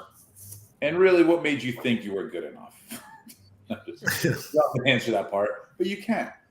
David, since you were first on, why don't you start? David Wall, the editor-in-chief here at Zenescope. What made me write? I guess I enjoyed writing when I was in elementary school. I just kind of started doing it, and then I was a high school intern at Marvel Comics, like when I was a senior in high school, and I kept working there. I just got hired to do like other jobs, and at that point, when you were an assistant editor, you had the opportunity to write if you wanted it. Usually, you could get onto like backup stories and stuff. I think the first one I worked on was for New Universe, a Night Mask story or something, and I think maybe an Iron Man backup story. And I kind of enjoyed it, and no one stopped me from doing it. And so then it just kind of took off from there, as long as people were willing to keep hiring me, I kept wanting to do it. And it's fun. Like writing is more fun to me than other jobs. I remember I was thinking that, my choice was either like, writing and editing or throwing fish in Washington or hammering railroad spikes. And between those three things, I decided that writing comic books was the best one. And here I am. Good for you. Good. I'm glad you're not working on a railroad. Although I'm sure you'd be excellent at it, David. I would be terrible at it. Okay. You have a good center of gravity. I feel like you'd really get the. No? Yeah, but the spikes wouldn't go down right. There'd probably be way more derailments than there are now, and it would be my fault. Fair. You get to sing songs though. Yeah, it's true. True. Francini. Like the dolphin song. The dolphin song. Does anyone want to hear the dolphin song? But Let her rip, dude. Just double check. Anytime we'll bring it on. Dave Francini, how about you? I'm Dave Francini. I'm our publisher here at Zenescope. I wanted to write because I heard you can grow a beard, and otherwise you couldn't. So I've been trying. And you're starting to. Yeah, it's really impressive. It's more just laziness, but no. No, I mean, like I don't know. I just kind of writing is always. I'm weird, as if anybody of you've talked to me. So like writing and making up things in my head kind of just comes natural. And is it good? I don't know. I mean, you guys have me on this panel, so obviously it's amazing. But no, I mean, yeah, I kind of got into Zenescope by being lied to and told I needed a computer internship. And we did need an internship, Dave. Don't turn this into a personal attack. Lies. But it's all right. No, it worked out for the best. And then I harassed you guys with a bunch of editing notes and all that stuff. And then you guys let me write on stupidly on your part. I'm never Well, going like away. unsolicited editing notes. That's how you kind of you Yeah, got your way up. they would send PDFs, and I would just catch a ton of errors. You're welcome. And You're welcome. Wow, nice. and then I would just send the notes, and like, all right, cool. Well, we printed this, but we'll send this. We'll put it in trade. Where it'd be like printed, and I'd get the books, and I'm like, you guys screwed all these up. We had lettering issues back in the day. Not letters' faults, more editors' faults. Editing issues. Editing issues. Now they're all solved because we have Wall and Franchini. Yeah, I might as well just start cutting my eyelids off soon. Weird. Jenna, how about you? I am Jenalyn Wright. I am a comic writer and screenwriter, and I got into writing kind of by accident. I hated writing in high school, but I loved editing and reading. I've read forever, and I kind of fell into it and worked, and I realized that I was not cut out for corporate America because all I wanted to do was make things up all day and then get paid to do it. So writing is the best job in the world. And I came to Zenescope, and they let me write a bunch of quarterlies about very awesome kick butt ladies, and it's been a blast. Very cool. Kevin Townsley. Hello. And you didn't start in comic books, so I did not. You'd be the first one here, maybe. Okay, yeah. So I originally I started as a TV writer, as a screenwriter. So I started. I don't know how I got into writing initially. I was always afraid of it because I'm basically like a terrible speller. So I always was like, people make fun of, when you can't spell things right. You can tell a good story, but if it's riddled with grammar errors, that was always a problem. So I overcame that somehow. And then when I moved to Los Angeles and I understood how TV writing worked, I was like, oh, okay, this is for me. Like it's a team sport. Everyone does it together. I was like, oh, you can come up with ideas together, much like you guys do. And I was sold right away. And then I wrote, my first script was on spec. I wrote a Curb Your Enthusiasm script. And that was to prove to myself that I could actually write a script and finish the script. And I did. People seemed to like it. And then from there, things kind of took off in the television world. And then met Ralph on that journey, and since Dave, and now Dave. I call you guys the Daves. I don't know if you like that or not, but the Daves. And and I've written 2.5 Zenescope comics at this point. So 2 full issues, and I did a portion of the Christmas holiday issue. Yeah. So, not Christmas. Thank you. Holiday. Yes. Set during Christmas. And Pat Shand, what about you? I'm Pat Shand. I write Van Helsing right now for Zenescope. I write Destiny New York for Black Mask and As of the Bar for Scout. I've been writing comics for 11 years now. One of my first ever gigs was Zenescope, so thank you guys for that. I wanted to do it since I was a kid. I read R.L. Stein's Goosebumps growing up, and I would write sequels to the book that I just read on a typewriter, a one-page sequel, And my goal as a writer was, when R.L. Stein dies, to inherit Goosebumps. So still working on that. Sound like a threat. Are you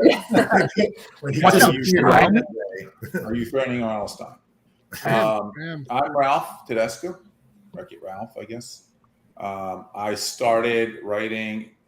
Well, I won a writing contest in 5th grade. I don't know if you guys knew this. Very exciting. I won a creative writing award. It's launched my career. Keep it on my wall. No, I don't know where it is. But I did win a 5th grade award. But I didn't want to write initially. I started trying to learn how to write screenplays when I was 19 or 20 with Joe Bruscia, who at that time I think was 70 years old. Joe was 24 probably. We wrote a screenplay together called Average Joes, about four guys who rob a bank or something. No, it was a comedy about these 4 guys who lived together and they found stolen bank money, and then the bank robber comes to a Halloween party to find. It was a good script. I swear, it sounds ridiculous. Comes to the Halloween party to get his money back, and it's a shit hits the fan. I know, crazy that didn't get made into a feature. And then anybody's listening to some of our interviews, you know that Joe and I just started writing Grim Fairy Tales years later, just to give it a whirl. And then we started Zenescope Comics, or Zenescope Entertainment, as you guys know. Did anybody mention what was your guys' first published writing gig? I know Pat kind of mentioned some of his writing gigs. Townsley, you said Curb Your Enthusiasm spec, but that wasn't a published writing gig. I didn't get paid to do that. My first paid writing job was your first paid writing job? Was a Fox drama called Lie to Me. It starred Tim Roth. Oh yeah, Lie to Me. That's a good show. Where'd Lie to Me go? We want that back. Tim Roth. Yeah, it was tough. 3 seasons, did pretty good. Yeah, that's a good run. Wall, what was your first paid gig? Was it? It was a backup a Night Mask story in a book called DP7 for Marvel, issue 24. Well, no, maybe Justice. I don't know, some of the Universe book. And Iron Man, right around the same time I did an Iron Man backup story. It was just because we had all these pinup pages and didn't know what to do with them. So my boss Howard said, "Why don't you write a story with all these pinups?" So I did that. Nice. Anyone else? My first paid writing gig, I co-wrote a movie called Ambition that came out a couple years ago. I think it's on Showtime now, but it got directed by Bob Shea, who created New Line Studios, and he decided to become a director. So Very it was cool. pretty cool. Cool. Go watch Ambition. Support Jenna and Wright. Go watch Ambition. Go track it down. Don't go right now, but watch it later. Not right now. Yeah. My first paid gig was Zenescope. No one's ever paid me for another gig. Now that I think about it, which is sad. That is sad, dude. It's weird. I still haven't had a paid gig. So. It's kind of weird thinking about it. You created your own opportunities. That's maybe. I wonder if anybody would pay me you for another. created your own opportunities. I did. If Zenescope won't pay me, nobody will. That's the lesson I've learned. My first gig, I kind of used to trick you guys. I told you that I wrote Angel for IDW, and it was a 2-page story, but I didn't, tell you guys how many pages. Yeah. You lied to us. Yeah. Awesome. You're like the person who embellishes their resume, and I'm the person who doesn't check on the resume. Yeah, but I do remember that, Dave. You read through some non-produced scripts that I submitted, and you helped me get in early on. I take no credit. You wrote it. No. I mean, yeah, I do remember that. I remember because Ralph, he didn't want to read samples. And I think he used to just hand me samples, and he'd be like, "Here, read this. Tell me if you like it." And you have to delegate. You know how many bad samples I've gone through? Yeah, I know. I know. No offense to anybody who sent us a sample. Not saying it's you. No, but it's rough, dude. It is rough out there. But he's not saying it's not you. Not saying Right. If you feel that your sample was bad, it might have been. Might But be it might you. not have been. Stephen, that is true. Thank you for that note, that comment. Don't we all, in a sense, pay Ralph? Some of us, it makes a little bit of sense there. So I know for me and some of my major inspirations have been feature film. I've talked about this before. I grew up mainly in the 80s. I grew up and watching movies from the 80s. I could see in my writing, especially in All Guts, No Glory, what David and Dave helped on.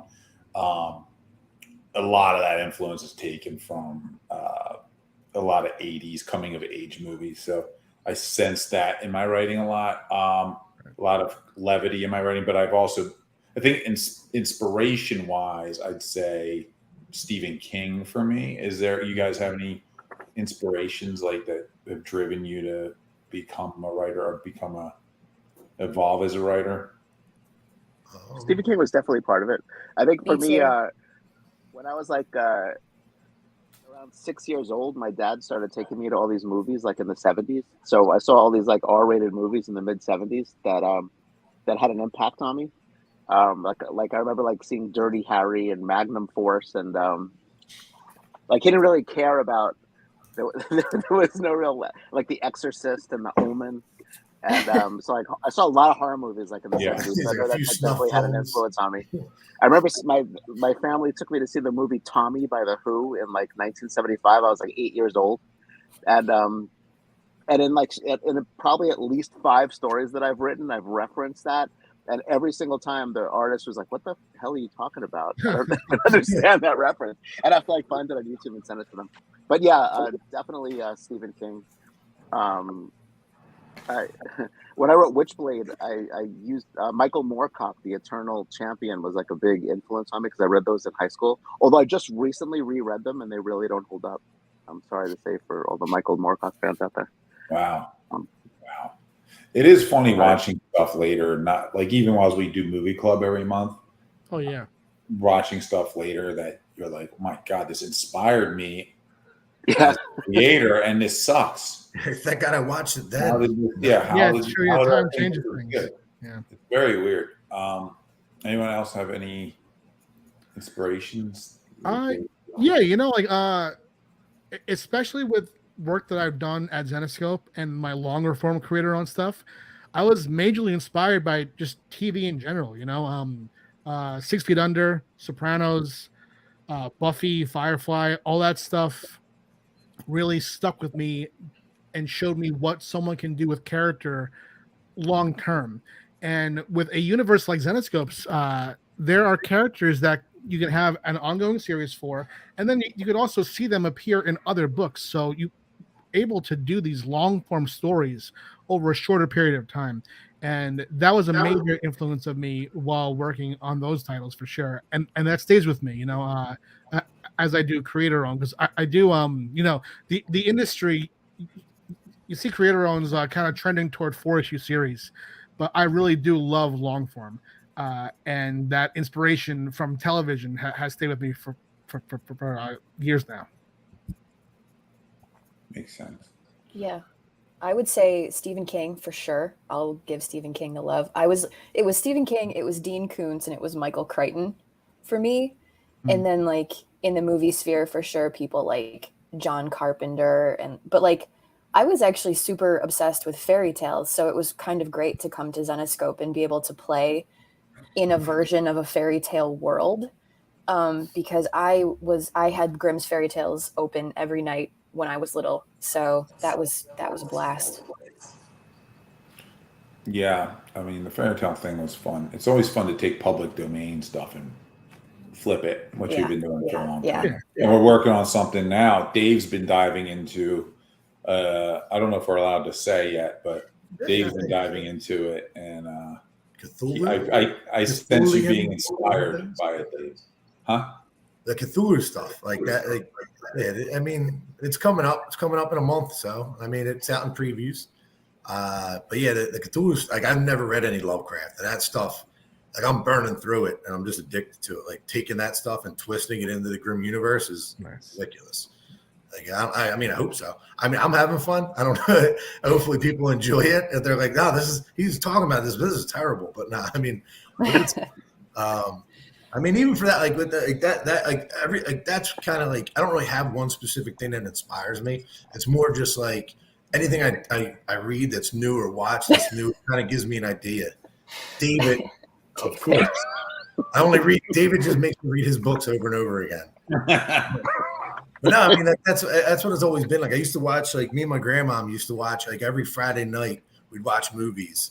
And then she actually was with me, like she helped me make my first comic book. So like when I was like 8, but like it's just always been like absorbing different movies and books and things like that. And it kind of is like, oh, I like that idea. Like let's take this kind of type of story and make it.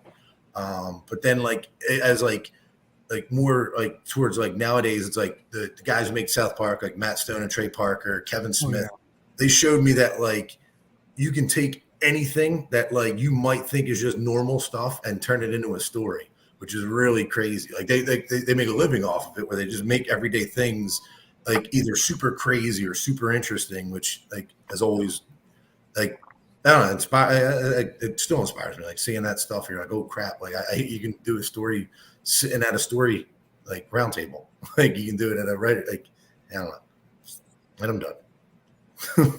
I'm with you, Dave. I'm the same way. I'm a consumer of like information and like any media, whether it's news articles to books to comics to TV shows to movies. And I was that way as a kid. I just like to take in information because it all just gets regurgitated at some point, I feel like, which is always so interesting to me. Like sometimes stuff I'm working on now, I'll come up with something that'll just come out and I'll be like, oh, that's interesting. But it's some reference like from my childhood or something that only I would understand. But because I grew up as a kid, my parents were strict, but we had that illegal cable box, you know? So Hot box. but yeah, that was the thing. So we had that. So between that and my parents' willingness to just buy me R-rated movie tickets, they would go to the window, buy them, hand them to me, and I would walk in with my friend and we'd go see whatever we wanted. We had no restrictions on entertainment, which was really interesting.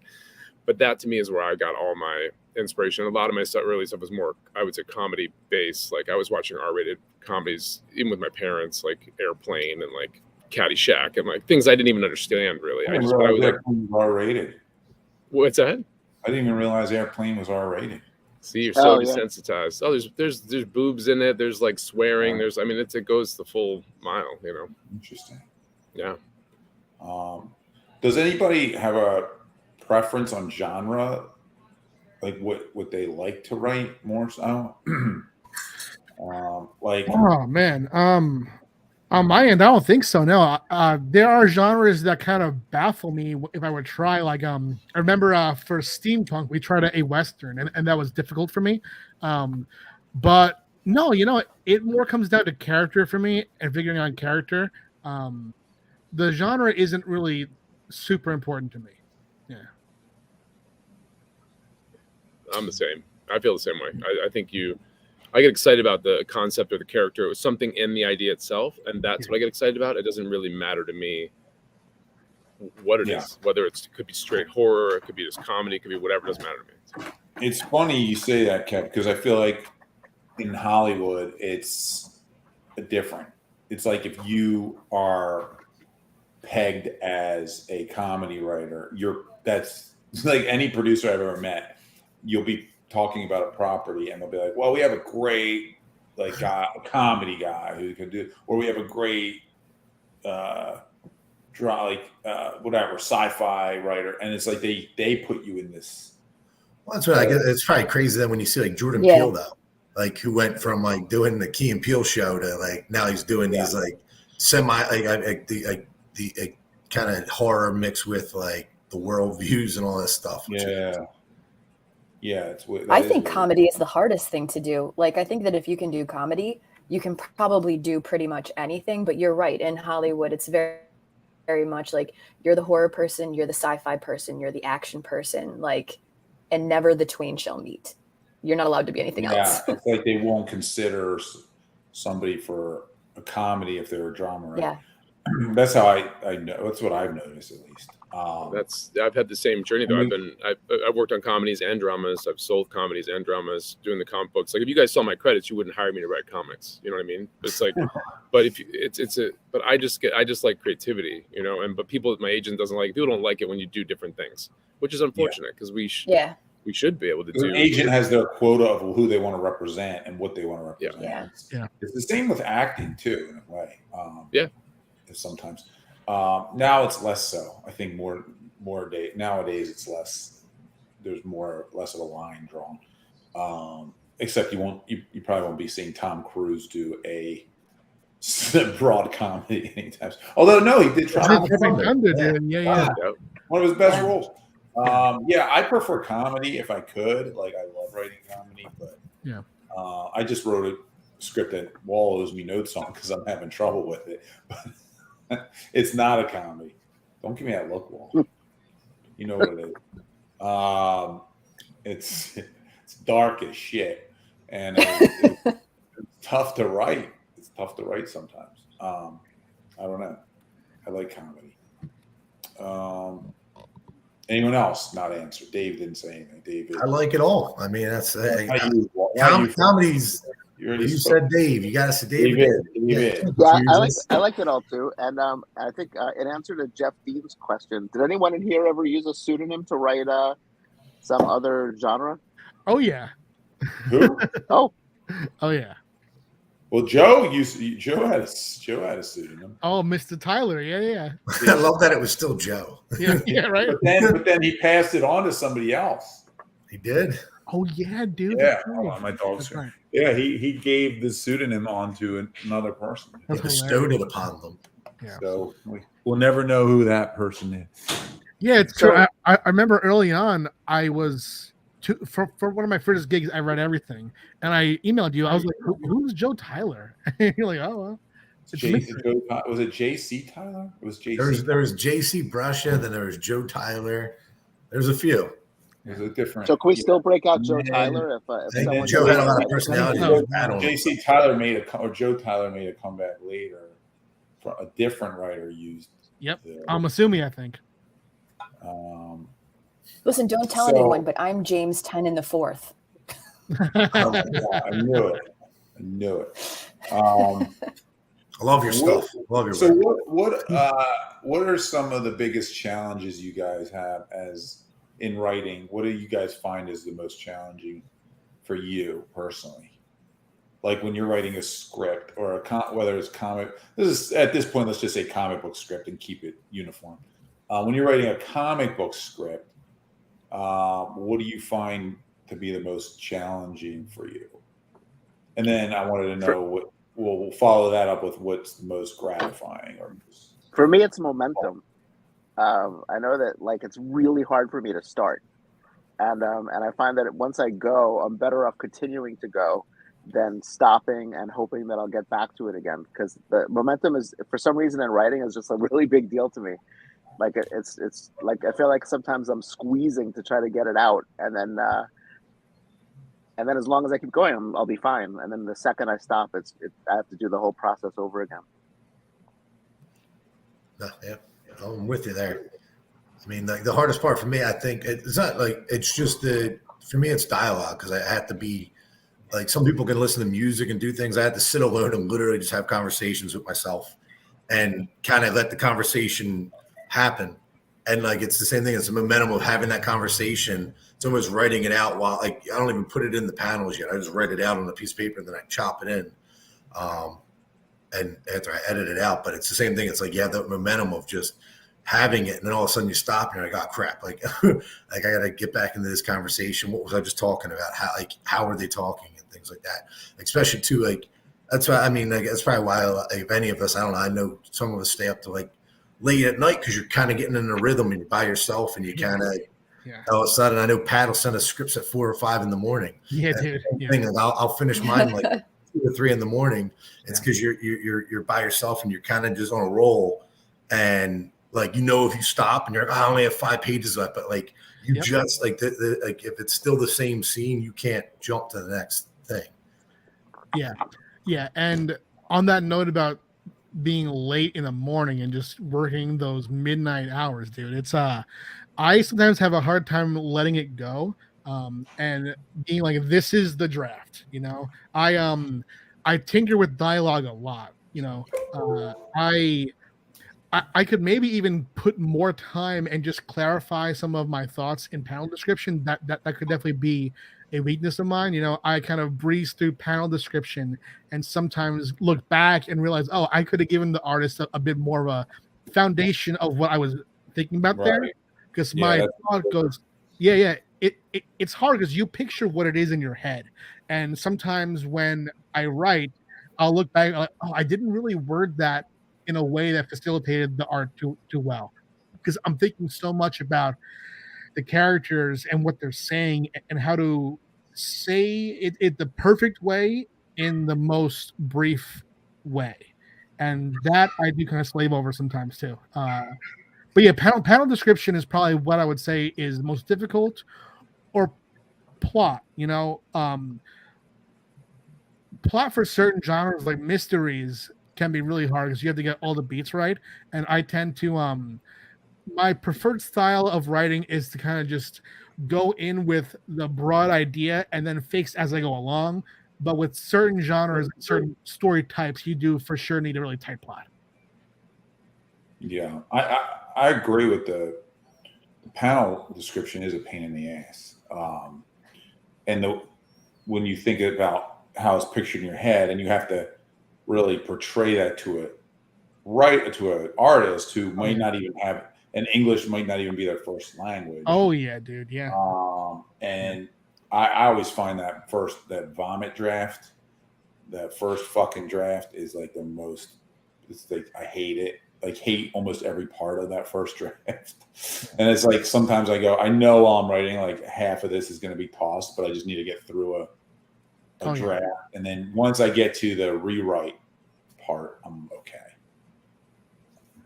I agree with panel descriptions as well, but for a different reason than Pat, because in screenwriting, you're supposed to say as little as possible all the time, including exposition.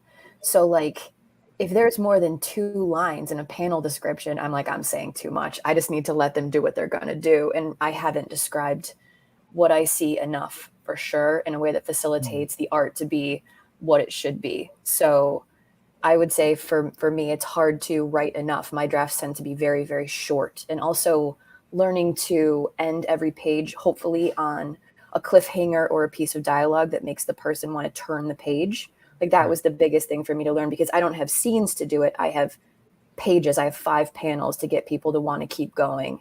And it was the difference in pacing for me that was a huge learning curve. Yeah, it's tough.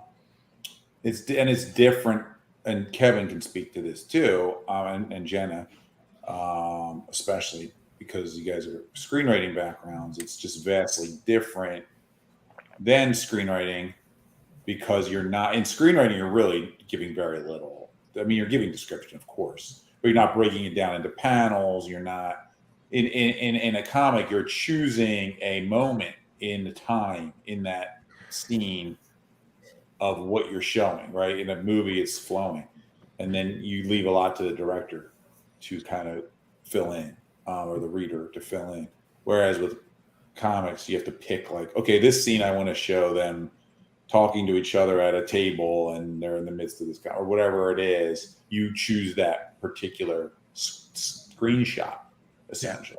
Well, you're basically like you're the writer, the director, You're the writer and director. Choose everything, like the angle you're choosing, how close you want to be in. Like, I mean, everything.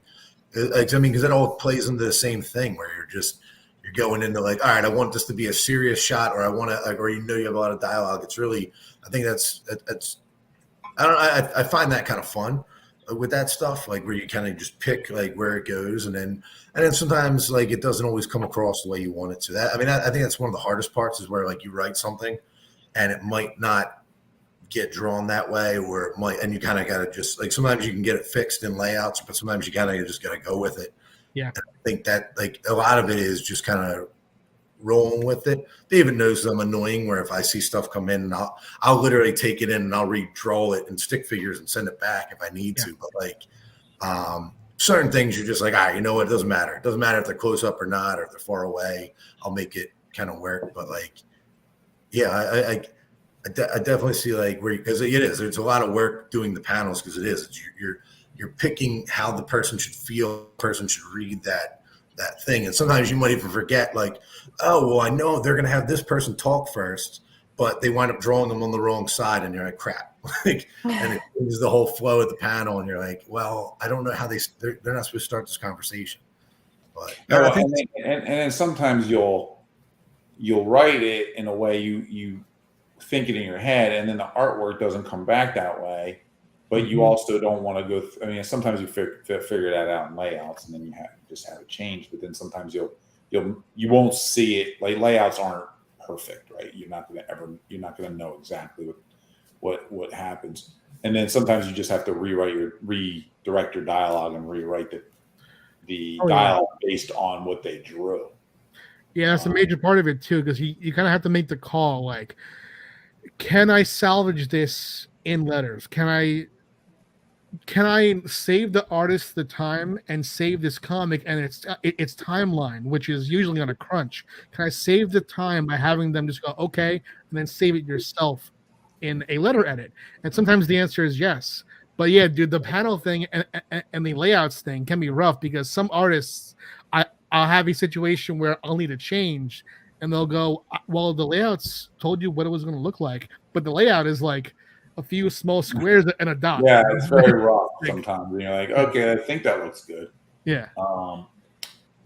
So we have a question from Jeff. This is actually a good question because I was going to bring this up a little bit, but do you guys ever collaborate together in person and improvise conversations to see how they come together? I mean, we do kind of now. Zenescope Writers Room does.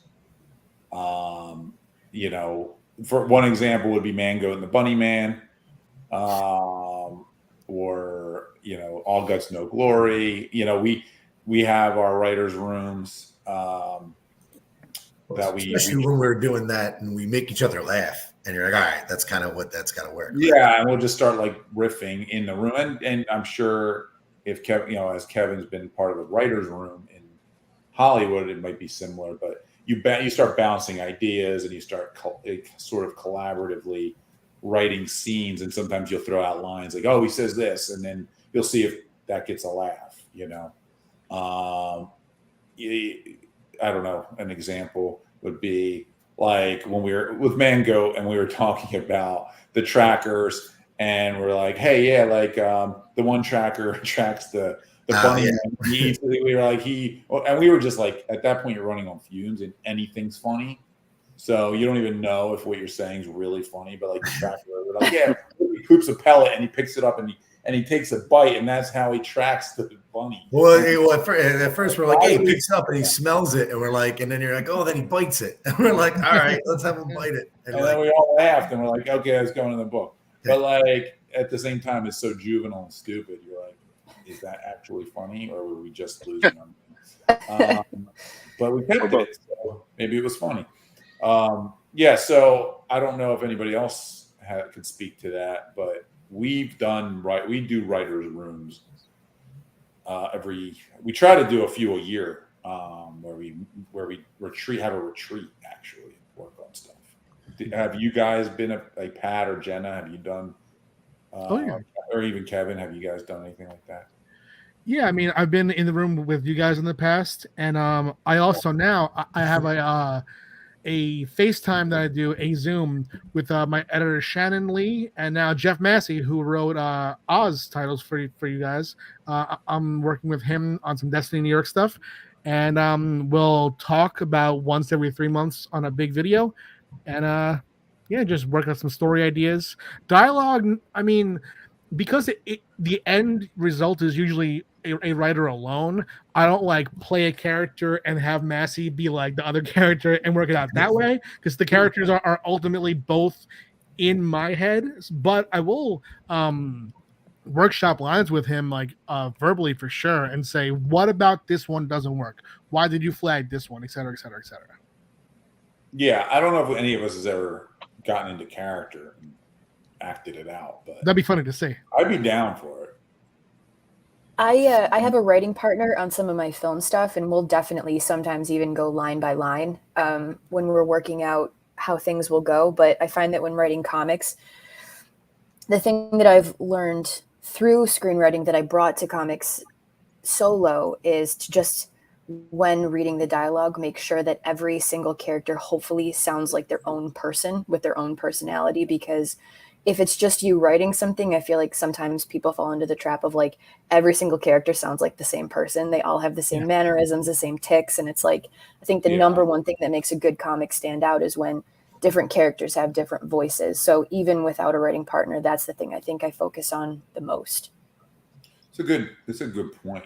I think that's one of the harder things to do as a young writer or as an amateur writer or whatever you want to say, is like having different voices for your characters and having clear voices for your characters. And then beyond that, like I read a script today, and I read it, I'm like, what's missing? It was like there was something like I couldn't grasp it, and then I realized like I didn't care about the main character. It was like the main character is just going through this event, and like I think that's something we forget about sometimes. Like, why do we care about this character?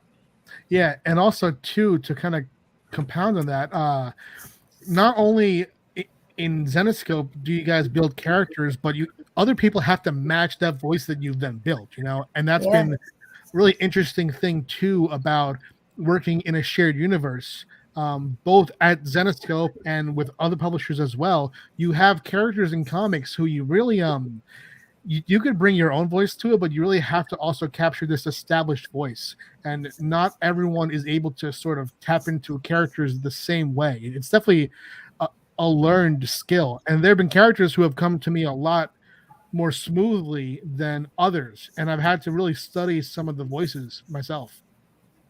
Yeah, for sure. Yeah, and I Kevin, think a lot. I'm sorry, please go ahead.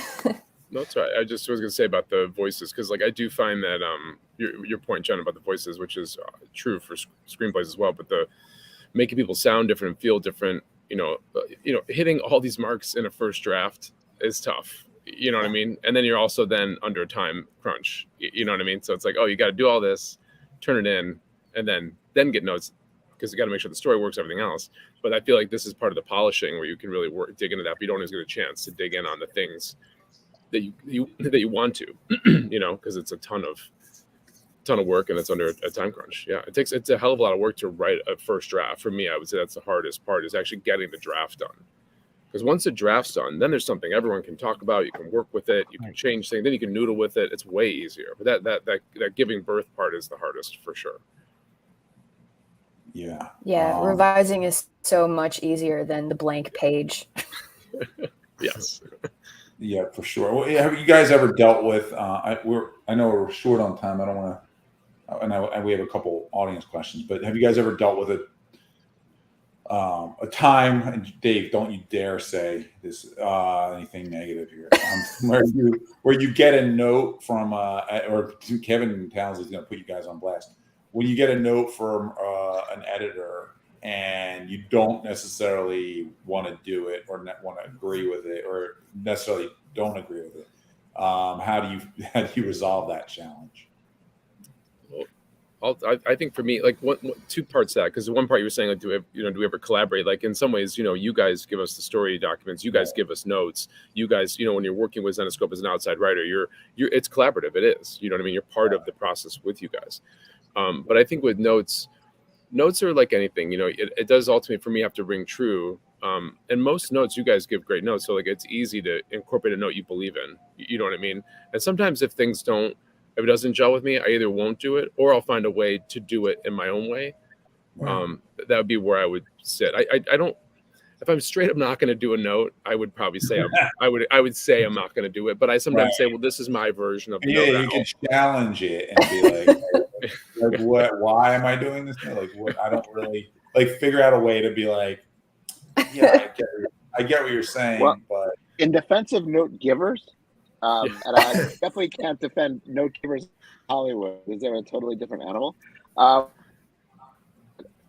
think that we try to give notes. We try to explain the thing that we're giving to alleviate some of that, right?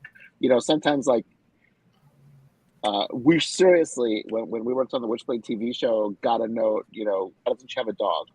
Or let's give her a dog. We think that would help. So I'm aware that those notes exist. So I'm sensitive to that. I'm sensitive to giving notes that just don't make sense. That seem very have no reason to exist just besides they're just what I want. Yeah. I want him to have red hair, sorry. So I'll try to explain. But I think keep that in mind when we give you notes for the Halloween book. I know, right? My notes are coming soon, but you guys in the first round of notes you gave me. Now. Yeah, right, totally. The first round of notes you gave were excellent, and to me, it's also you guys offer fixes. You're like, these pages, I don't like these scenes, like this sequence or whatever, but something like this would work for us. So okay, so then where you are. You know what I mean? But you just saying you don't like something is not helpful because anyone can say they don't like something. You guys give the fixes. I hate seeing notes where it's just I don't like it, or it's but it's it's because what don't you like and what would make you like it? I think helps. And And that's why even when like we give notes, like even when I give notes, like I'll talk to David and I'm going through a script. I'm like, I don't know what's wrong with this, but there's something wrong here.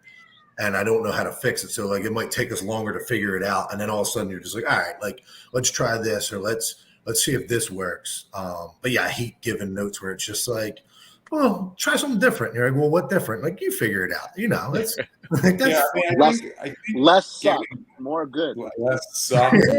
There's also the Giving difference. notes is a art in itself. I think it's a talent in itself sometimes. But I also like read stuff where I'm like, oh, why isn't this good? And then you have to challenge yourself to figure out the reason. Yeah, and to see if that writer is able to has the facility within them to make it better for Because you. it's sometimes not clear why something's not working, and you just know it's not working or it's not interesting, and you're like, shit, like how do I fix this, or how do I help this person fix? And it's sometimes like it's happened a couple times where I've had. What's that, Shannon?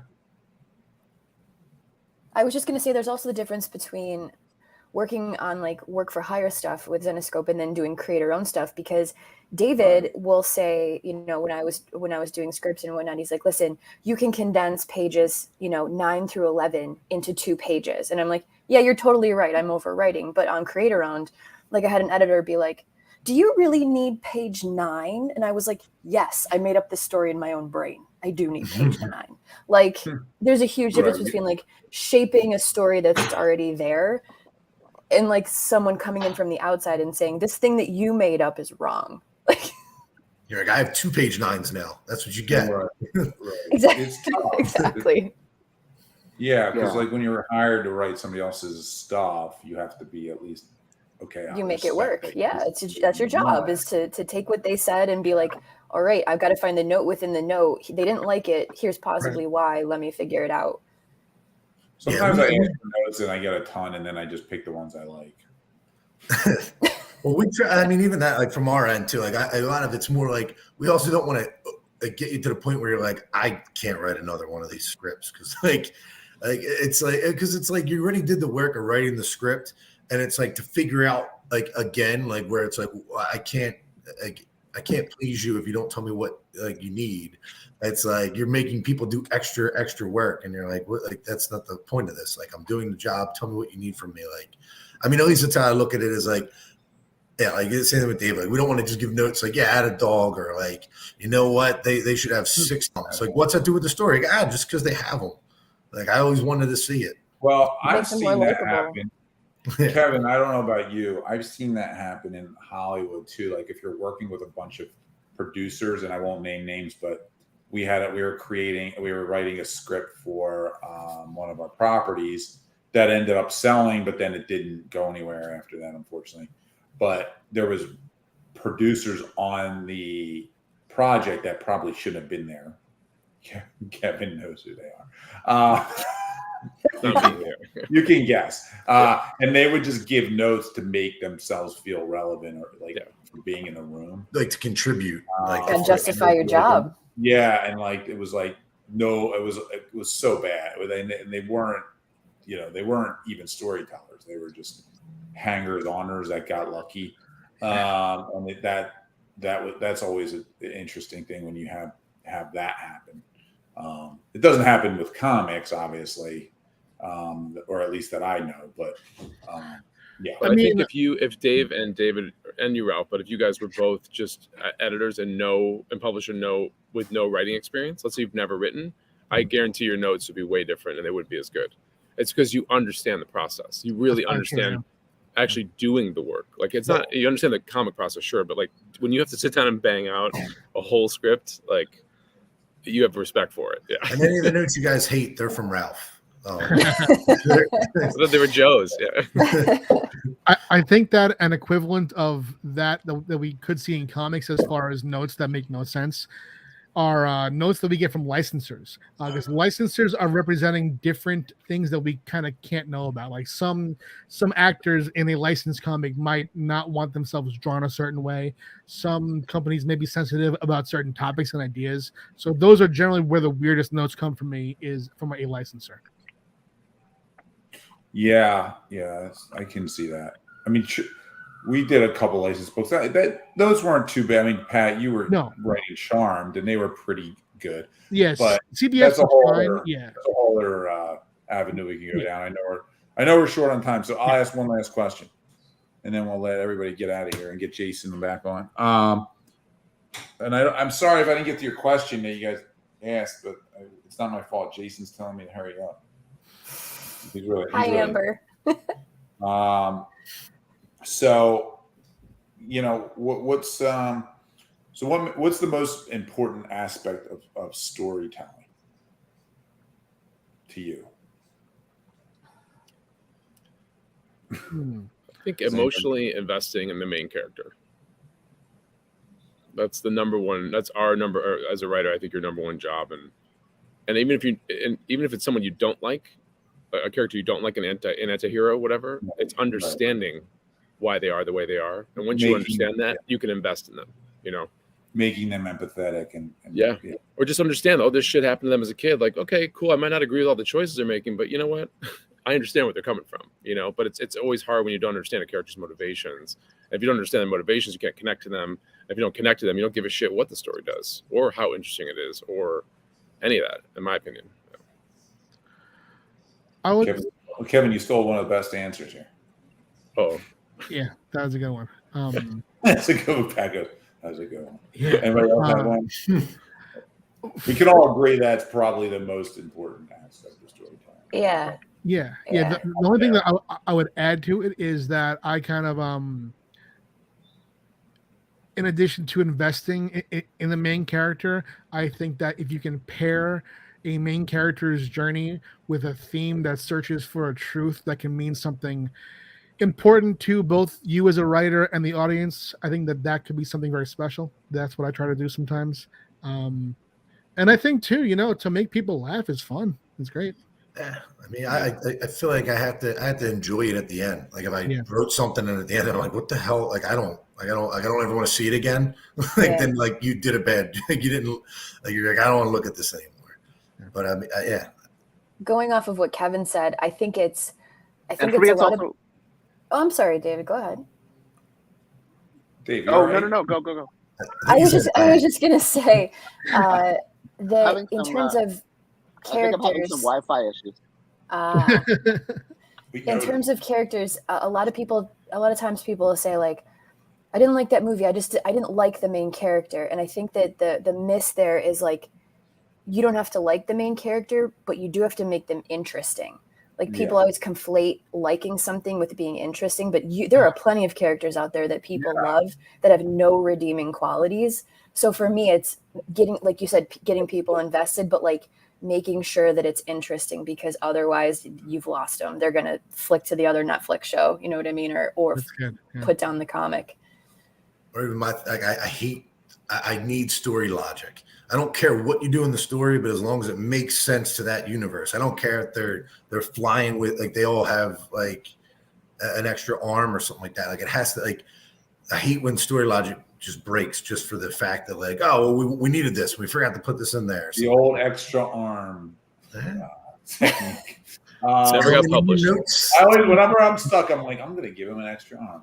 So an extra arm. It'll definitely make for a cool page. I think this Walls, I don't know what's going on in Walls' place. He comes back with an extra arm. I think to go beyond that, like I think like story, like I want an interesting journey to go on. I want to be able to like follow. Like the main character I need to care about, but I also need like to know, like if I'm reading something, I need to know what this story's about. It within like in a script, you want to Kevin, 10 pages at max. Yeah, like max, I mean 5, 10. I want to know what the story is and what I'm watching, and then I want to know, like, be vested in this, like that inciting incident that kind of starts the journey of the character too. And sometimes I think people forget that's really one of the most important things as well. Okay, listen, we got to wrap up. We're 15 minutes over. Jason's ready to kill me. I appreciate you guys joining. We'll have to do part 2 sometime in the future. Oh yeah. Continue this because the time flew by here. Anybody want to say All anything your else? questions to Ralph. Bring your questions to me. Anything anybody wanted to say before we roll out of here? Anybody I love you working on guys. anything? What's Can we that? get the dolphin I love music you back? guys. Oh, can we play us out with the dolphin music, Casey? Hey. I guess not. Well, thank you all for being here, and I will see you all soon. Thank you so much. Appreciate it. Thank you, guys. Melissa, thank you all for You're on. being along awkwardly. Thank you. Thank you. Thanks. See ya. Wall's coming back. Beard's back. All- Jason, I love the shirt, man. I'm taking everyone off. You're taking them all off now? Okay, goodbye. Go on, scram. Get out of here. Let me Go out. on, eat it. Ralph's staying. Come on, eat it, you deadbeats. Get out of here. Come on. All right. So obviously, I want to say a huge thank you to Ralph for doing that. Huge thank you to Pat, Jenna, Kevin, Dave, and Dave. Not to be confused with Dave and David. That was really awesome. I'm gonna tell you right now, it was very informative. Like really, really cool. Just getting a glimpse inside the mind of the writers, where they gained inspiration from, where they gained perspective from. I found all their answers just really, really cool because that's exactly how I would be. I can't write, but I would be pulling from TV shows, from stuff that I watched with my mom. My mom and I watched Miami Vice. My mom and I watched Hill Street Blues when I was a kid. And I would say they have very big influences on what I watch now today, not influences on what I write, because obviously I can't write for anything. But anyway, again, huge thank you to Michael Can't Read. Michael, hey, I'm with you, dude. I was a big fan of, Kevin was talking about his parents getting him into R-rated stuff. My mom introduced me to Thomas Harris, who did Silence of the Lambs and all that stuff, Red Dragon. And I was reading that at a very young age. So I was really into serial killers and all that stuff when I was really young. And it's tainted me. All right. Thanks, Mom. All right, good stuff. Let's rock on. So we got some really cool writer stuff, support stuff that we're going to do. I'm going to start with some packs, and I'm just going to go ahead and reach in here. And whatever the first pack that I'm grabbing is the first pack that I'm going to start with. Just so happens it's Pat. All right, so we got for Pat, we have 4 different graphic novels that we're doing for $45. All right, you're saving yourself anywhere from $10 to $20 on these 4 graphic novels. Obviously, you guys are big fans of Pat. This is the Pat Shan pack. All right, again, you're getting Van Helsing, Darkness and the Light. That is where Van Helsing started. You're also getting, I'm not even going to show these graphic novels because Casey's got it taken care of. You got The Mummy. You're also getting Dracula too as well. Helsing vs. Dracula. Again, all these written by Pat. Again, you're also getting Van Helsing vs. Frankenstein. So some phenomenal interiors, but you're getting where the story starts. You're also getting middle of the story here with Van Helsing basically battling some of our some famous characters or whatever that everybody is very, very familiar with. All right, the Mummy of Amun-Ra, and then also Dracula. I love that Jerome Wimberly cover on Van Helsing vs. Dracula. Huge fan. And then I absolutely dig the, I believe that's Jason. Is that Jason? I think it is. Anyway, I'm going to give him credit for it. That did the cover for the Van Helsing vs. Frankenstein. Just absolutely banging covers. And again, Helsing vs. Darkness and the Light, just absolutely phenomenal stuff. Again, all 4 of these graphic novels, they're normally all anywhere from $15.99 to $20 a piece. So do the math, figure 20, 40, about 60, about probably $65, maybe easily $60 in value that we're doing for just $45. All right. You can't get them signed by Pat, unfortunately. Pat lives up in New York, and I'm not going to drive these packs up there for him to sign. But if you're interested in these bad boys, you can definitely grab them right there. Again, for $45. So let's move on. Let's go to the next pack. Let's go to Dave Franchini. Dave Franchini, I got all stuff, again, written by Dave. I got Grim Universe, which was one of his first.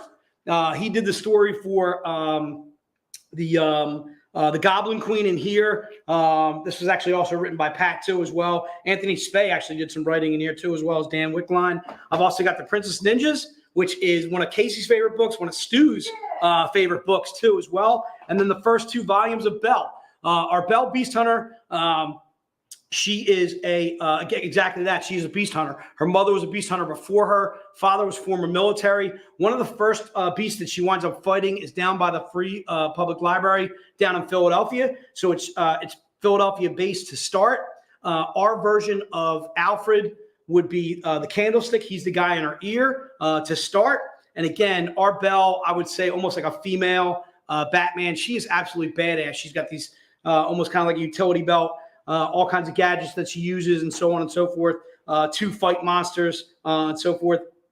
But Belle, this is not Beauty and the Beast Belle. This is a badass Belle. All right. And that's the pack from Dave. And Dave's pack, again, is also $45. And you do have the option of getting this one signed. Okay. So if you want the Franchini pack, Sam, if you want the Franchini pack and you want to have it signed, you certainly can, because Dave can sign these. He is in-house and he can grab all 4 of these graphic novels and sign them for you. Please specify whether you want to have your Franchini pack signed. All right, so let's move on. Let's go to a Ralph pack. I got 1, 2, 3, 4. I'm doing 4 graphic novels for Ralph for 40. All right, this is a steal. All right, Sam, do let us know if you want to do if you want to have your sign. So I'm going to do Salem's Daughter. Big fan. The Watcher, huge fan. Hit List is absolutely badass. And then Unbound. I will sign Unbound if you want to have me sign Unbound, and I'll show you where I will sign it. I sign Unbound on the chubby guy that looks absolutely nothing like me. He is my cyber pimp brother. He is my brother from another mother. There I am right there. You got to bop that down. There it is. Right there. There's Candiles. I do sign it right on the belly. All right. You got to be in my belly. All right. Cyber pimp. All right. So that's Unbound. That is the pack for Ralph. Again, 4 for 40. You're getting Unbound, which is almost like a cross between, I would say, I don't know, kind of like Ready Player One, kind of just absolutely badass. One of the characters in Unbound, one of the evil characters goes haywire, is looking to kill off the kids in the game. But if you die in the game, you die in real life. Big fan, big fan. Salem's Daughter, I absolutely dig. The Watcher, I absolutely dig too as well. I would say I love Ralph. I do. I love Ralph. I'm a big fan of Ralph's writing style. He's a little bit different than Joe, a little bit different than Dave, a little bit different than everybody else. He's more movie based. It's probably one of the reasons why I really enjoy his stuff, is because I am movie based myself. All right, so let's move on. Let's go to another pack. Let's go to this bad boy right here. This is I don't even know what I'm doing here. What is this? This is the Wall pack. Dave Wall. All right, so we're doing some Dave Wall. We're going to do, you get the Wonderland Annual. What is the Dave Wall pack going for? $20. $20, dude. Steal. So the Wall pack, you're getting 2 books that are written by Dave. You're getting Grim Spotlight Gretel, spotlight on one of our phenomenal characters. You're also getting the Wonderland Annual too as well. You're getting the exact covers that I'm showing you. So that I want to specify, I want to keep clear on. I think I messed up mine. Yeah, you're getting exactly those. Did you? All right, so you're getting exact. Messed up. So you're getting the Zodiac Death Force, right? Oh, you mean the image-wise? Yeah. No, I think you got it. Oh, you gave me the wrong image. So you're not getting that image that Casey's showing you there. You're going to get this one. Go ahead and bop it down real fast. You're going to get this cover right here. So that's the cover you're definitely going to get, not the one that Casey showed you there. You're definitely going to get that image that Casey showed you too as well. You're definitely getting this bad boy too as well. This one was actually written by Jenna Lynn Wright, but Dave did the editing on it. He also did the editing on the Zodiac Death Force too as well, which was written by Sandlin too. All right. So again, this is the Wall pack. You're getting 4 books. Easily a value of anywhere from $25 to $30 for just those books. And again, you're getting it David, you are a steal, sir. All right. Too much knowledge, too much intelligence, too much fantastic writing going on right there. All right. So I also want to do a Kevin pack. Now the Kevin pack's a little interesting in that you are getting some cards with the Kevin pack. All right. The Kevin pack is only $10. I don't understand. I don't know why everybody wouldn't want to get the Kevin pack. Put it in right now. All right, Townsley. All right, first of all, you're getting Game Night. All right, these 2 books alone are worth over $10. Okay, he wrote both of them. Townsley. He wrote a story in the 2020 holiday special, and then he wrote Game Night for us. All right, Grim Tales of Terror. Big fan of the Grim Tales of Terror Game Night. You're also going to get 7 cards. All right, get 7, man. 7. All right, can you bob it down? So these are the Game Night cards that you're going to get with your pack for $10. The cards themselves are probably worth like $20, $30 by themselves. You're getting 7 of them, dude. 7, man. All right, you want to zoom in on some of these bad boys? All right, you get a little thumb game. All right, and they have cool stuff on them. This is Answer Man. What? Answer Man. Are you kidding me, Answer Man? I don't even know what that. I don't even know what that is. What are you saying? Nice All right, focusing on give me some some. of Give me these some cards. Hooded Man. Hooded Man. Zoom in. Oh my God, my nose is huge. All right, you get Hooded Man. These cards are freaking cool, dude. I'm glad my nails look good. All right. You're also getting an elevator game. What? All right. There's all kinds of cool games that you can actually play with these game cards. I'm seeing Townsley's light up all over the place. Kevin is going to be the hot sell for $10 of the con. Bam. Everybody put it down. Gary's getting it. Christopher's getting it. David Ross, Michael Ferry, Josh, Sam is getting one of these bad boys. Again, you're getting 7 cards. All right. That all have like cool stuff on them, cool information, cat scratch. You get cat scratch fever. You get some Ted Nugent going on right there. You get Midnight Man too as well. Elevator game. All these cards coming with your pack, and it's 2 books too on top of that. You can zoom back. God, you don't want to scare the hell out of the viewers. All right. You're getting 2 books. All right. And again, 7 game night cards, all designed by Ashley. Thanks, David. So you're getting all that for $10. I should have made this like $50, dude. Am I out of my mind? $10, dude. $10. Bam. Everybody that watches in the stream is getting it. That's Candelas Steals right there. All right. David, you may be the writer. You may be the genius behind the genius, but Candelas is the sales. Okay, dude, that's what it is. Sultan, baby, going on right now. All right, let's rock it on. Let's go to Jenna. Jenna, first of all, I love Jenna. Big fan of Jenna. Jenna and Wright. I got 1, 2, 3. I got 6. I got 8 books from Jenna. This is crazy right here. I got 8 books for Jenna for $50. 8 books. You see them all right there. Those are the covers that you're going to get specifically. All right. Put in the Jenna pack for $50. You're getting Sea of Souls. You're getting Blood Pharaoh. You're getting Jack and Jill, Bachelorette Party, or Bachelor Party, not Bachelorette Party, but it should be the Bachelorette Party. I'm down with that. Grim Universe Presents the Holiday, the 2021, the cover C. You're getting a little Ivan Tao in there, that Jasmine. Holy big fan. All right. You're getting the Black Knight. All right. You're also getting Oz Patchwork Girl, which might have been, I'm going to say H.H. Holmes, Oz Patchwork Girl. It's probably a tie for me as far as what was the best single issue we did 2021. Just big fan of Jenna. First of all, Jenna just completely crushed it on all of these books. They're all absolutely fantastic. You're getting 8 books for $50. What? Giddy up. Now, I can't do them signed anyway, Larry. So all these books, and one of the reasons why it's $50 is they're all $8.99. Every single book is $8.99. So do the math. 8 times 9, we're talking about $90 in value for $50. All right. It's what?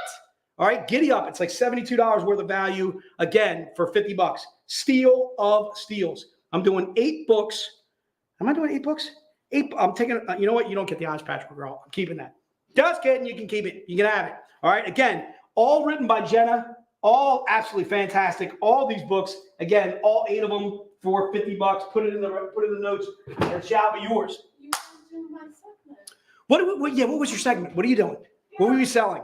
You were selling something. I was supposed to sell the Wright pack because it can't go wrong. Oh, that's right. Get up here. Get up here and do it right now. Get up here and do it right now. One of the reasons why this pack is so fantastic is Can't go wrong. You could only go right with Jenna Wright pack. Do your dance whatever you did. What was it you were doing in the office? Like this. It was like a stomp and a thing. I forget. I forget.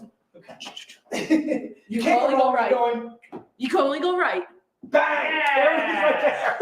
Kiara taking over on the stream. Thank you, Kiara. Good gracious. That's absolutely fantastic. All right. So good stuff going out of Kiara right there. Thank you so much for doing that, Kiara. I didn't even write anybody down. I didn't even attempt. I got confused in the seat.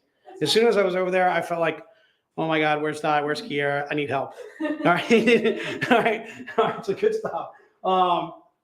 So let's take a break. 2 seconds, and then we're back at it, baby. All right. So I believe we left off at book number 15. If we are ready. Are you caffeinated? Are you ready to prepare?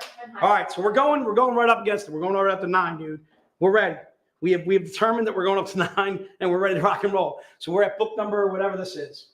We're going to a Keith Garvey. I know that. 15 is where we left off. Don't worry, I'm going to try and get back around to all the books and all the packs. Whatever we didn't sell out of, we're going to try and recap. So book 15 is $100. All right, it comes with this card. There's the card right there that it comes with.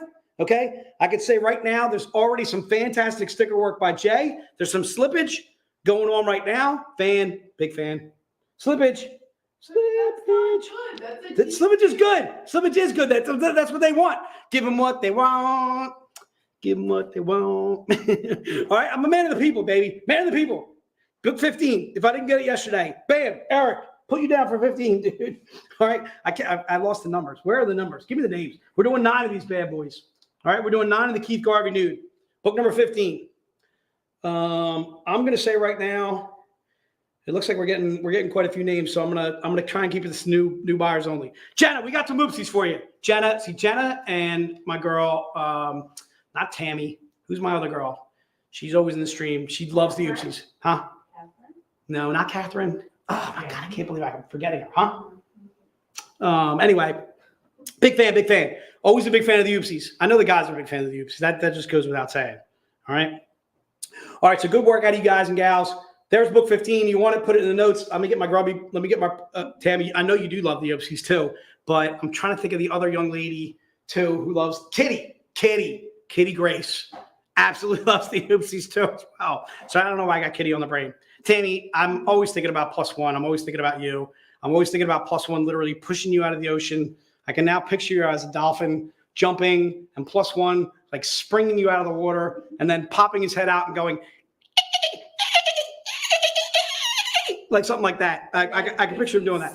Kitty.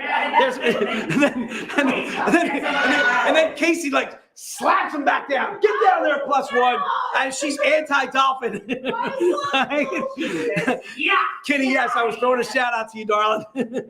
All right. So that's book 15. Let's rock on because we got a lot to get to. All right. We got some recap to get to as well as some galleries and some showcases. So the gallery, the only gallery that I don't have the gallery physically. I need you guys on this one. So the gallery I need is gallery number 1. All right. I'm going to open this up to everybody because we didn't sell out of them yesterday. So gallery, I'm going to open up to double ups. There's the gallery right there. It is a cover by Jennifer Leonard. If you guys were on with us yesterday, Jennifer Leonard was kind enough to join us in the stream and she went gaga. I think she tried to buy her own book. She did. Jennifer, huge shout out to Jennifer Leonard. It was one of the first times she has done a cover on a specific book for us. I know she's done interior work on some of the swimsuit stuff like that. Are we doing any new metal cards, new prints? No, Tammy, but I'll see what I can do for you tomorrow. In fact, I know I got cards for you tomorrow. You're going to dig the cards that I got. All right, so gallery number 1. Larry, thank you so much. It is an absolutely beautiful cover. Jennifer Leonard, I got to look up this gal. She is fantastic. Plus, she was extremely enthusiastic about the fact that we were selling our cover yesterday, so much so that she bought one of them. So gallery number 1, again, put into notes, $125. There's Jennifer Leonard again. Jennifer, we were just talking you up again. Jennifer, first of all, I love your icon right there. I'm assuming that you drew that. It was really, really cool. I don't know if that's an actual depiction of you, which is kind of funny, but just really, really awesome. There's Jennifer in the stream joining us again. Jennifer, please don't buy all of your covers, okay? All right. Thanks so much for working with us, Jennifer. Just absolutely another one of those absolutely fantastic cover artists that we are extremely fortunate to work with. We are so fortunate to work with the cover artists that we do. So gallery number 1, if you want that bad boy, just put it into the notes. Try and keep in mind the galleries always grade out really, really well. It is a squared off book, almost like a graphic novel we squared off. Very few flaws. You almost always get 9/8 out of your galleries. Definitely 9/6s. I never see not below 9/6s unless it's really messed up type of thing. Jennifer always does have some perfect timing. Good call, Tammy. And it is awesome cover. Kat, I can see all the ladies chiming in. Jennifer, they love your work. If you guys get a chance to, please look up Jennifer either on DeviantArt or her Facebook and so forth. See if you can find out ways to find her prints, whatever she's selling, that kind of thing. Just really, really cool stuff.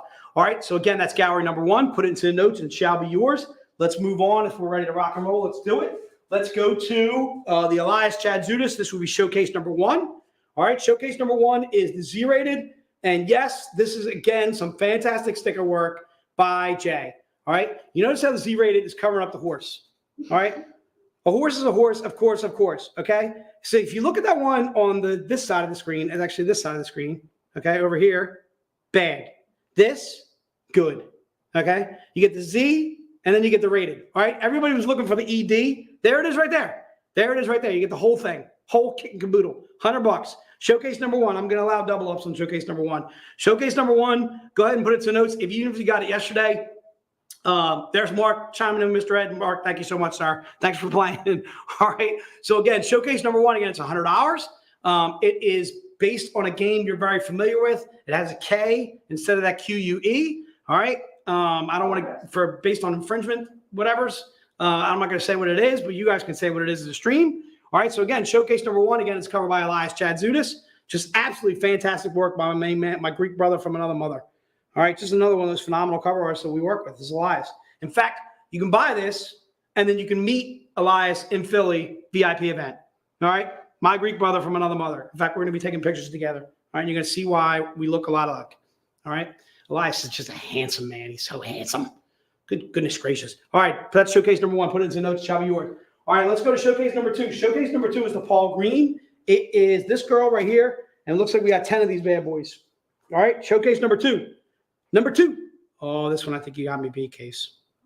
This one you got me beat. It's those side ones. The side ones I can't mess with. I can't hang with that. I suppose I could trim down that dragon to where he's like a little sliver of a dragon. I could cut him up like you cut up dolphins. Like you Casey, I don't know what you're thinking over there. Just absolutely bad work out of you. All right. So showcase number two, Robin, we got you covered for showcase number two. If you're interested in showcase number two, again, it's $150. The reason why it's an absolute steal is there's only 25 made of this showcase. We used to do 25 print runs for like $250. Joe has come way down on these bad boys. And again, this has that silver metallic, metallic silver to it. And I think what I'm going to do is I'm going to show you the back. I can't show you the front, although I know you guys want to see the front. No, don't get crazy. So there you see it right there, what it actually looks like. Just picture an absolutely fantastic girl in a skirt with a racing flag. And she's showing, I mean, of course, if you're starting a race, why wouldn't you be topless? Why wouldn't you do that? I mean, isn't that the prerequisite when you go racing? Isn't that what they do down there with those racing guys down there in like southern states? They're always constantly flashing down there. There's all kinds of stuff going on with racing. And they yeehaw it up. All right. They know what the hell they're doing. They tailgate. They hook it up. All right. They tailgate. They hook it up. What do you got?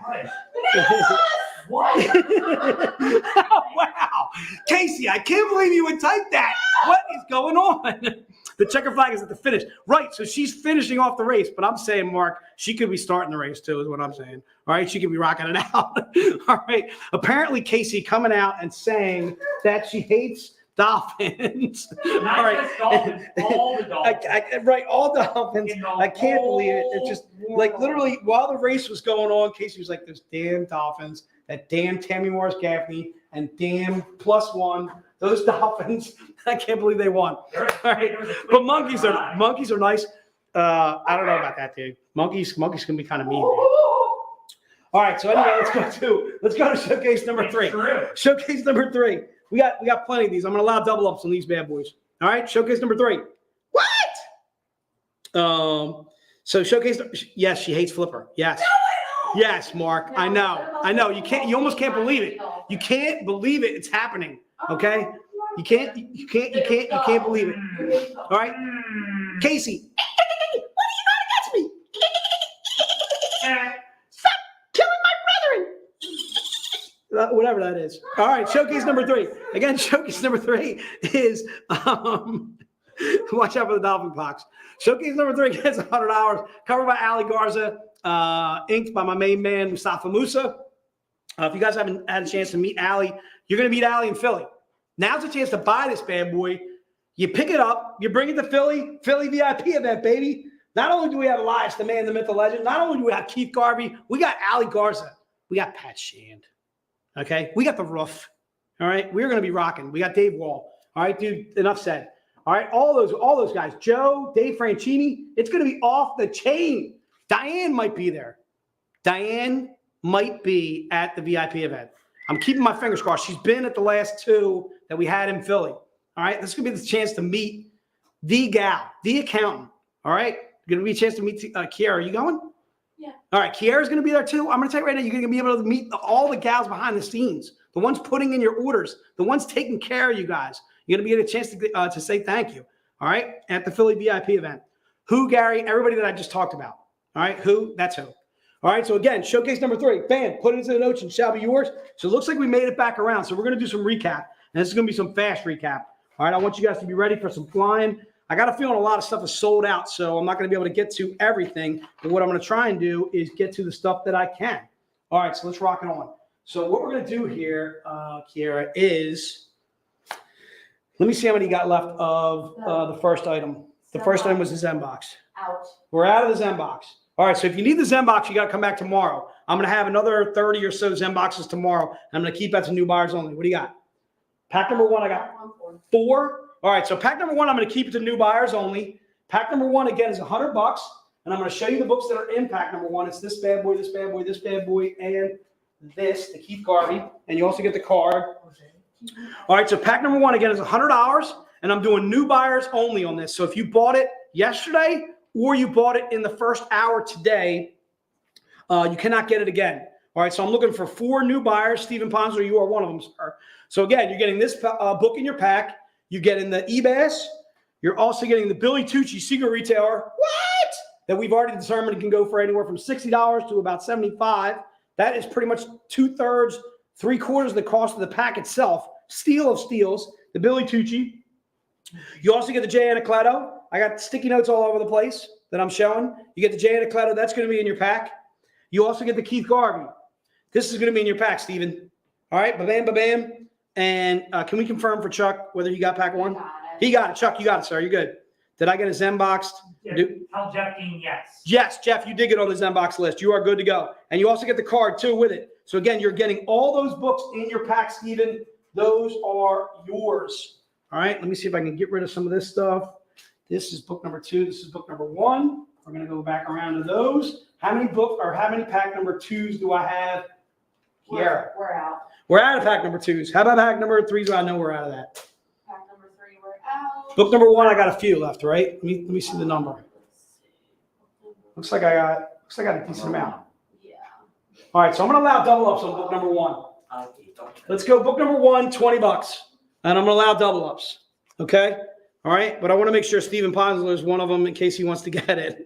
All right? So, Chuck B. Chuck, you always got lots of questions, man. Oh, wait, we already determined that Chuck B got pack 1, right? Yep. Okay, cool. Sorry about that. So, again, book number 1 is $20. It is Van Helsing From the Depths. It's cover D as in David. Chuck, thanks so much, man. Jeff, we got you covered for the Zen box. Sam, if you're doubling up on book number 1, I'm going to allow that too as well. So again, book number 1, I think I got about 10 left. So if you're interested in book number 1, put book number 1 into the notes. Book number 1 came in pack 1.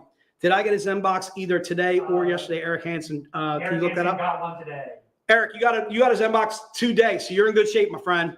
All right. So even though we're sold out of the Zen box today, you were on the list and you're good to go. Jeff, thank you, brother. Chuck, also thank you. And Eric, thank you as well. Larry, if you want to go ahead and double up on book 1, I'm fine with that too as well. I think he did. Go ahead and put him in for a book 1. So again, book number 1 is $20. Again, we're flying. We're doing, that's book 1. Let's go to book number 2. I got a feeling we might actually be able to finish early, dude, because we're flying. We're doing some low flying right now. Book number 2, we got some of these bad boys. I'm going to allow double ups on book number 2. Book number 2, if you order book number 2 in the first hour, you may get it again. All right, this book is Grim Fairy Tales V2 59K as in kick. All right, it is the J. Anacleto. All right, there's the list for book number 1s. Okay, as you can see, a couple of guys doubling up on there right now. It is Matt Messina, Edward, Colin, Larry twice, Peter, I love that last name. I'm a big fan. Robin grabbing that bad boy. Coy's my main man. Brandon also grabbing that bad boy. Jeffrey. Tammy Morris Gaffney +1, and Bal. Is Bal your first name? I like that name also. Gary grabbing one of those bad. Sam doing those 2 as well. Steven, if you want to grab 2 of book number 2, I am completely fine with that. So again, book number 2 is Grim Fairy Tales V2 59K as in kick, and again, it's covered by J. Anacleto. All right, Sam put Sam down for a book number 2 as well. All right, so again, book number 2 again is $25.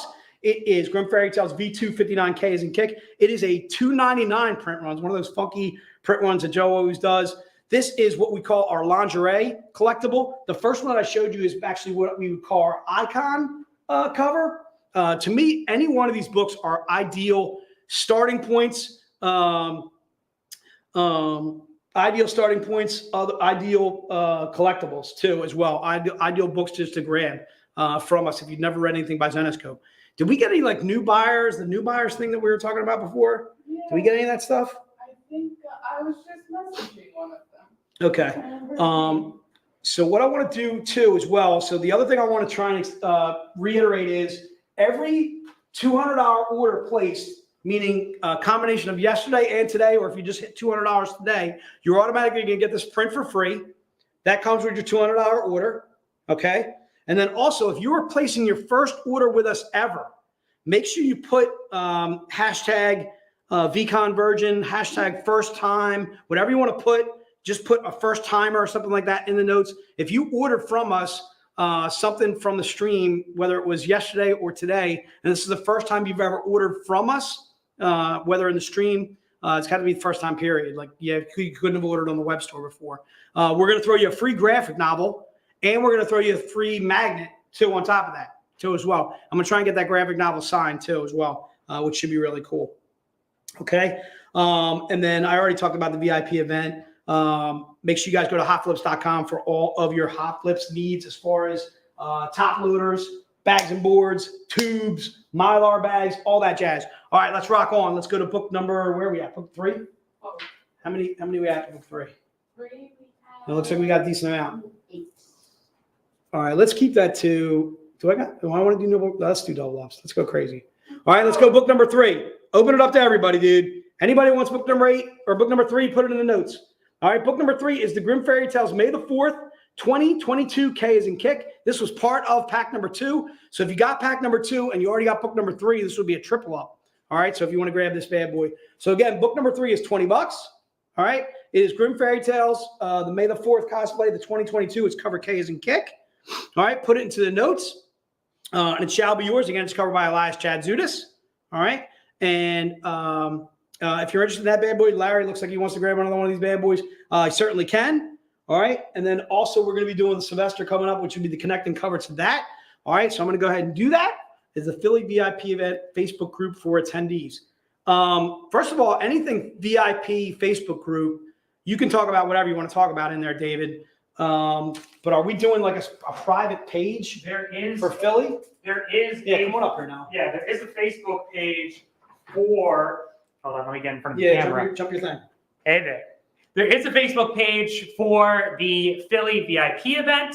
If you have purchased a ticket, you have received an email with an invitation to join the Facebook group. Now, there's a chance that link could have expired if too many people have clicked it, Right. or if you waited long enough between receiving the email to click it. If that is the case, please email me at vip@zenescope.com. That email address, one more time, is vip Case, could you throw that in the at zenescope.com. And let me know. And if you're coming to the Philly VIP event, first off, we're happy to have you. We're excited to see you. And second, we'll make sure that you can join that Facebook page because we're going to be dropping some information. We have some new info when it comes out. We'll put it immediately to our Facebook fans, et cetera, et cetera, et cetera. I need some oxygen on my nose. I don't even know what that means. Summer.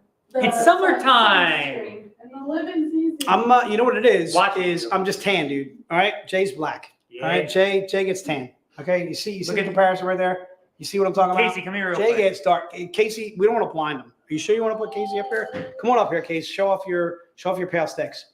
All right, get up here. Get up. We need a Get up here, gradient. dolphin killer. All right, let's go light to a little bit lighter to dark. Okay. That's not bad. Kara, Carrie, you want to get in there too? Yeah. Carrie, get in there also. I think you're between Noah and Jay, I think. All right, so you can see. All right, that's all I'm going to Not say. bad, everybody. Not bad. Good job. Good job. That's what guys, good team building right there. Ghosties with the The ghost, Phil, I work with some pale kids. All right, what do you want me to tell you? All right.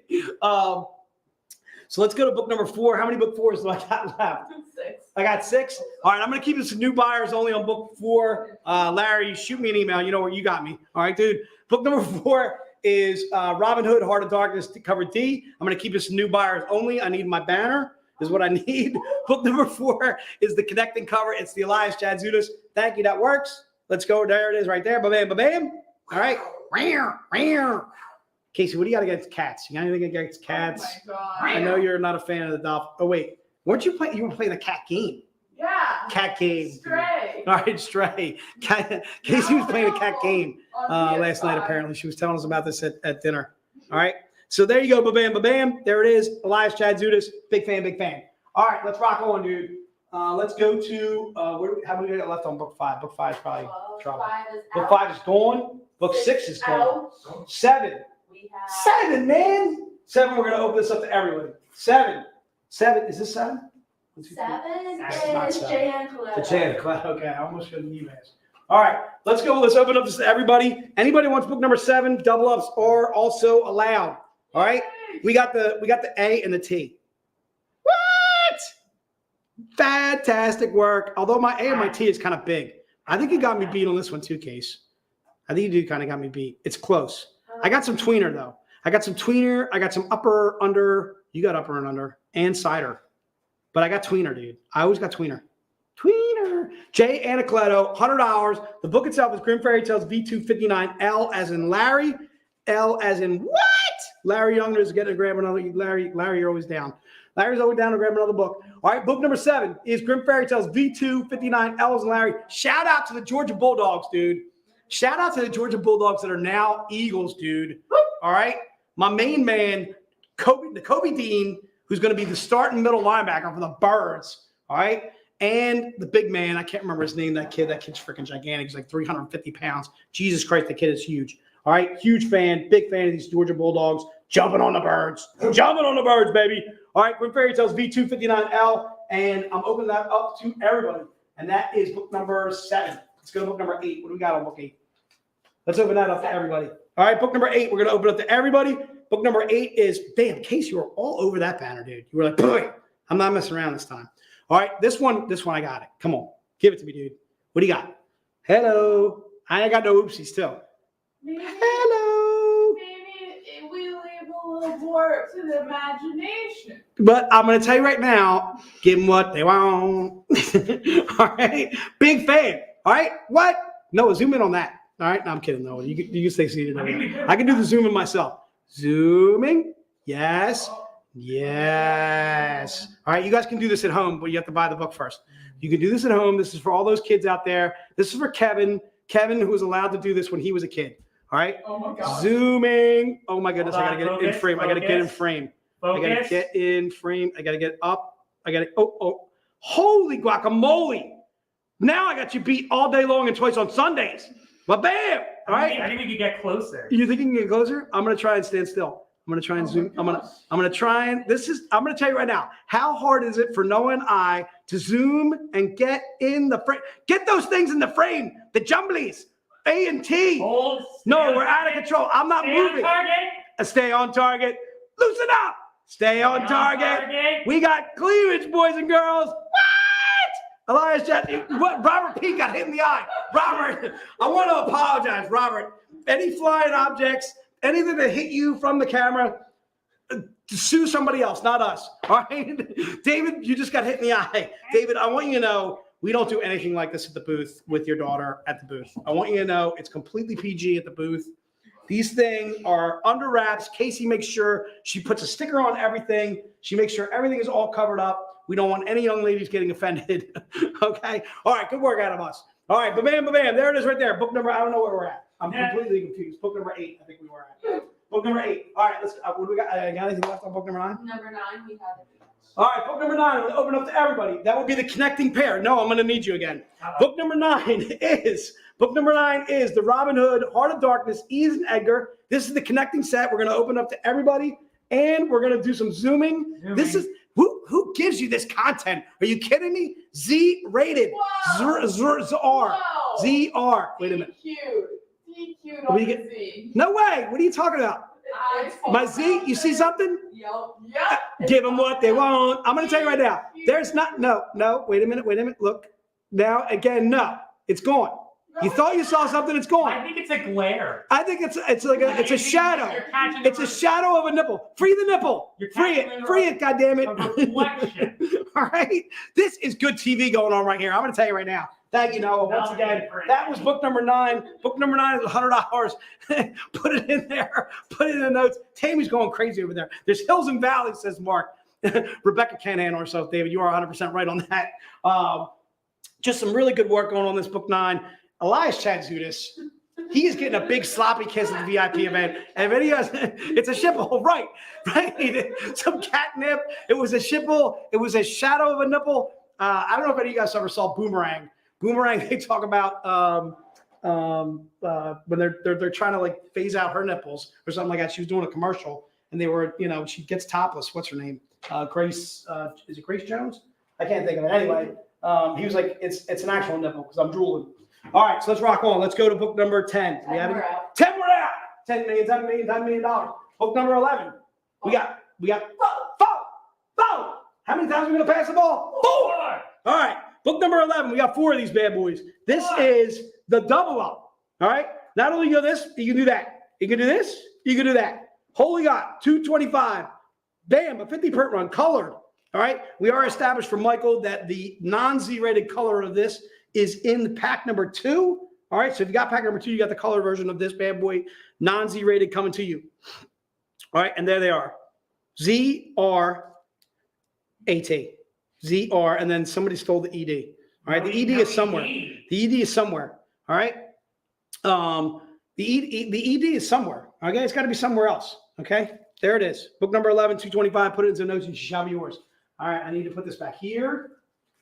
And what do I got left on book number? I don't even know where I am. Book 12. 12. I got 12. I got 12. All right, so book number 12. If you're interested in this bad boy, it's $250. All right, it is the thank you. It is the black and white wraparound, Elias. This is a non-Z-rated. Sorry. The reason, what's up? I picked the wrong one. Sorry. You're good. Oh, you got it. You got it. Did you? I did you not? Z-rated by accident. Yeah. Give him the Z-rated. All right. So book 12. Book 12 is $250. The reason why it's $250 is a 25 print. There's only 25 made of this bad boy. This is not in any pack. So the only way to grab this book is by grabbing it now. There's Jason Mewes. I don't know what that means. Don't you worry. Am I meowing? All right. So again, big farm. Exactly, Phil. Phil knows what I'm talking about. All right. Ba-bam. Interested in this cover again? It's going to be a wraparound. It is the black and white. It is book number 12. All right. Let's go to where are we at? Book 13. Book 13, we have 9. We have 9. Let's keep that to new buyers only on this bad boy. Only because. Yep. All right. I got a feeling a lot of people are getting the double ups with the packs anyway. All right. So let's go new buyers only. And we get some extras tomorrow. I will open that up to everybody tomorrow. So book number 13 is only $25. This was one of the hot books at the con. You are getting a card with it. You're also getting book number 13. It is only $25. The book itself is Van Helsing from the Depths. It's Eyes and Indigo. This was part of pack number 1. Now we're giving you a chance to buy it individually. Okay. And if you bought book 13 in the first hour, or you bought it yesterday, we are not allowing double ups. I'm trying to keep this a new buyer so that way I can have some. Yes, Michael, I'm going to be doing this in a Z-rated. And in fact, I think I got one for you if you need it. Okay. So again, it'll be book 15. So this is book number 13. Book number 13 is only $25 if you're interested in this bad boy. And again, you get the card with it. All right. Put it into the notes and it shall be yours. It looks like Kyle's grabbing one of these. It looks like Brian Dolan's grabbing one too as well. Thanks for sticking around with me. Thanks for putting up with our chicanery. All right, how do we got up on book number 13? 11. I got 11. All right, I'm gonna allow double ups on this bad boy then. Let's go double ups on book 14. If you want this bad boy, grab it. All right. Book number 14 is $50. The reason being is a 150 print run. This is a Z-rated book that Jay is. I think I'm fine with this. I don't see what you guys are seeing. Are we doing a Zoom? Let's zoom. Can we zoom? Can we? Zoom, I feel like we're going to get canceled. I feel like, are we going to get canceled on the Zoom? So maybe we should. This Zoom, it seemed like Casey's trying to set us up right there, like she's messing us up right here.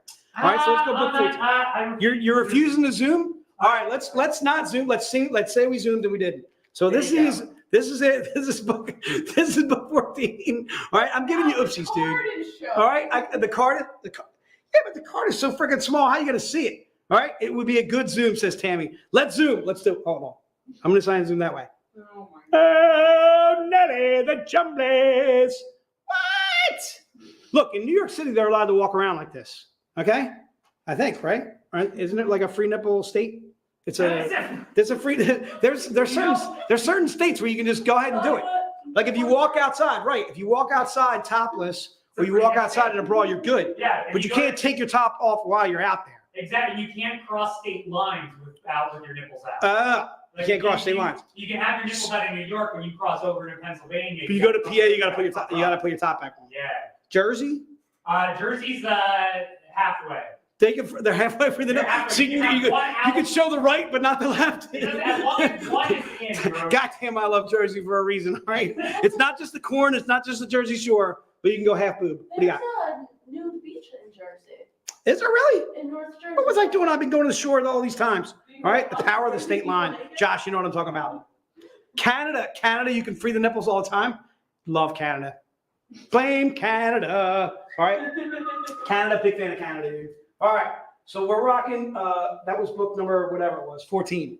All right. So 14, we were good. Alan, yes, there is Tweety and Sylvester left. Do we have Tweety and Sylvester left? You talking about an irregular, Alan? Because I'm not going to double back because we're already at 8:45. So Yeah, we do?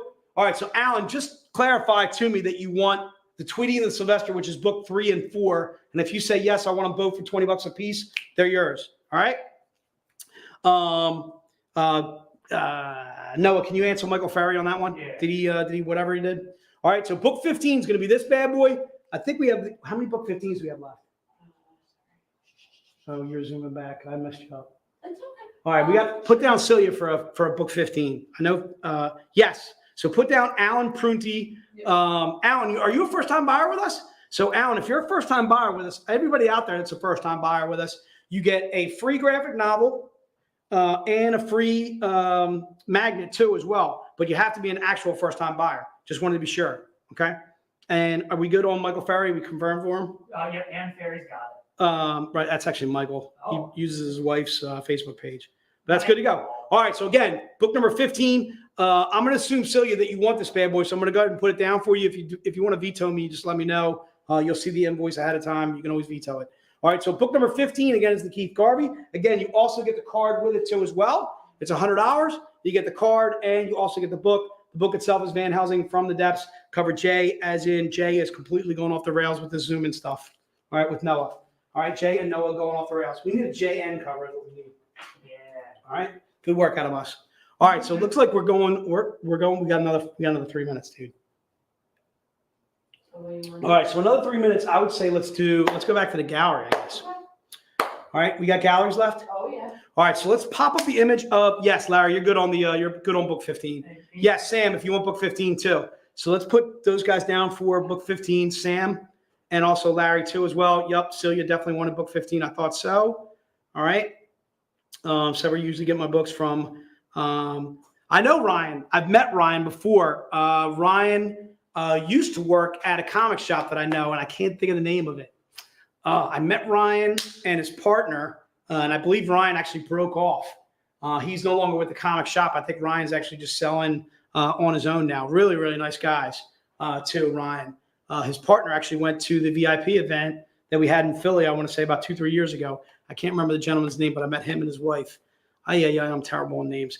All right, so again, that's gallery number 1. If you're interested, yes, Pastime Comics. Yes, thank you, Alan. Yep, Pastime Comics. I met both the guys from Pastime. So again, gallery number 1, covered by Jennifer Leonard. If you're interested in that bad boy, it's $125. Just put it into the notes. So I think what I want to do here, Noah, is I want to go right to what are we doing? Are we doing snails? Are we doing trivia? Are we doing both? We got 10 minutes, dude. I'm saying snails, but I need some time to get the new people on. All right, so I would say go ahead and do that. And what I'm gonna do is I'm gonna talk about a little bit of stuff. Go ahead. Oh, real quick. Maggie asks if there's any packs left. We have pack 1s for $100 and put your name down. So Maggie, if you are interested in pack number 1, we can get you pack number 1. That's $100. Okay. Pack number 1 has 4 books in it, including the Ebass Karis, the Jay Anacoletto lingerie, the Keith Garvey, Xmas, and then also a Billy Tucci cover that's a secret retailer. Pack number 1's a steal. Okay, that's easily $150, $140 pack for $100. We're sold out of pack number 2, right? Yeah. And we're sold out of pack number 3. Yeah, So Maggie, unfortunately, the only one that I'd be able to get you would be pack number 1. So I'm going to give Casey a little bit of time to go ahead and do this. So a couple of things I want to mention. First of all, hot flips. Hot flip. Maggie, put down Maggie for a pack number 1. Okay, so there is Maggie Sanderoff. Hopefully, I'm not mispronouncing your last name. So make sure you guys go to hotflips.com for all of your bags and board needs, your Mylar bags, all that jazz. What do you want to talk about, Noah? I just want to give a personal testimonial to the Hot Flips quality, because Jeff and Will, shout out to both of them, and the rest of the Hot Flips crew that we hung out with in San Diego. Josh, thank you. Yep. Jeff was kind enough to give me a Hot Flips, and I was able to put my Alex Ross print in it. And my It's Alex, actually called a top loader, but we call it a hot flips. we call it a Hot Flip. Casey calls it a hot flips. It's a Hot Flips. It's a top loader. You have adhesive bandages and you have Band-Aids. You have Kleenex and you have tissues. You got Hot Flips. It's a hot flip. I concur. You got top loads. It's a hot flip. There you go. So put my Alex Ross print in the Hot Flips, and it came back to Pennsylvania in beautiful crystal condition. Thank you, Jeff. And I packaged some other posters and stuff that are going to be arriving, and they are in Hot Flips, and I trust that they will be arriving safely as well. All right, so a couple of things we want to plug while I had Noah on. Coffee with Casey and Noah. We normally do coffee with Casey and Noah. It's normally at noon on 1 o'clock. 1 o'clock on Mondays. Every Monday, 1 o'clock, starting next week. And what do you guys do besides talk crap on Jay? No, I'm just We kidding. we talk about we come up with all sorts of fun, crazy ideas. Yeah, Last episode Graphic was novels. solid. We talk about graphic novels. We talk about Zenescope stuff that we find around the office. We'll always have a show and tell segment. Oh, that's cool. Yeah, I got to start watching again. it's I pretty missed solid. this past week. I missed this past week, but I caught the one before that. This week we introduced a character named the Zengemizer, who wants to he wants to kill all Zengemins. So if you want to save the Zengemins, you got to go to the website and buy them. Otherwise, So, yeah. I loathe these Zengemins. Confound them! So Noah made a sign out in San Diego that said, if you don't buy these Benjamins, they're going to the glue factory to get melted down, to get turned into. First, they got to work at the glue factory on the assembly line, putting the caps on the bottles. Then, once we've taken them for everything and exhausted all of their strength and energy, then we melt them down into glue. Unpaid labor followed by materials for manufacturing. So it was a good thing we sold out of all these Benjamins in San Diego. Thank goodness those Benjamins were harmed during San Diego. No one got melted down. We'll try. Not for. Ooh, I'll get those Benjamins yet. Ooh, you white one day, Benjamin. All right, good stuff. So that's Coffee with Casey and Noah. That's the type of That's quality content you can expect. that you get for free every Monday, 1 o'clock. All right, dude. There's also NCW with Amber. Amber popped on during the writer's room. She was kind enough to do that, to pop on with us. Amber was also out in San Diego with us. Thanks, Amber, for doing that. Amber was kicking butt as she always does. Doing some cosplay and always doing the fantastic things that Amber does, doing some selling, talking to customers too as well. She does NCW every single Wednesday, and that's at 3 o'clock. Those are new books that are coming out each and every Wednesday. They're in comic shops on Tuesdays, and then they're available to buy on those Wednesdays. Amber covers all of our new books. Sometimes she has our writers on, which is really cool. We also do movie nights too as well. We just did a movie night yesterday. We just did Aliens. And our movie nights are almost always fantastic. We have the some of the cast of Clerks on, Brian O'Halloran. Geez, oh man, help me. You see what I'm saying? These guys, they're flying in here. I want you to focus on the task at hand. I'm sorry, these Benjamins, they drive me mad. All right. We do movie night with Casey, with Noah. Noah's a lot more tame, thank goodness. He's not trying to kill any Benjamins on movie night. Movie night's always a lot of fun. We pick out a movie that's of interest to everybody. That's movie nights. Those are usually towards the tail end of each month. We also do some Sun Kumanaki covers on those two as well. It looks like Casey is ready to rock and roll. I think I got a couple more things I want to cover though. Casey's got, you got Casey, you got them all in the one race? Yeah. Oh my Lord. It is going to be some crabs. You hang got out with crabs? Zenescope too much, you get crabs. You get crabs, dude. You get crabs. Casey, how do you feel about crabs living? I know how you feel about dolphins, but how do you feel about crabs? I went to San Diego. Not so much. And all I got were crabs. My family. Casey does not have crabs, David. Thank you for playing. All right.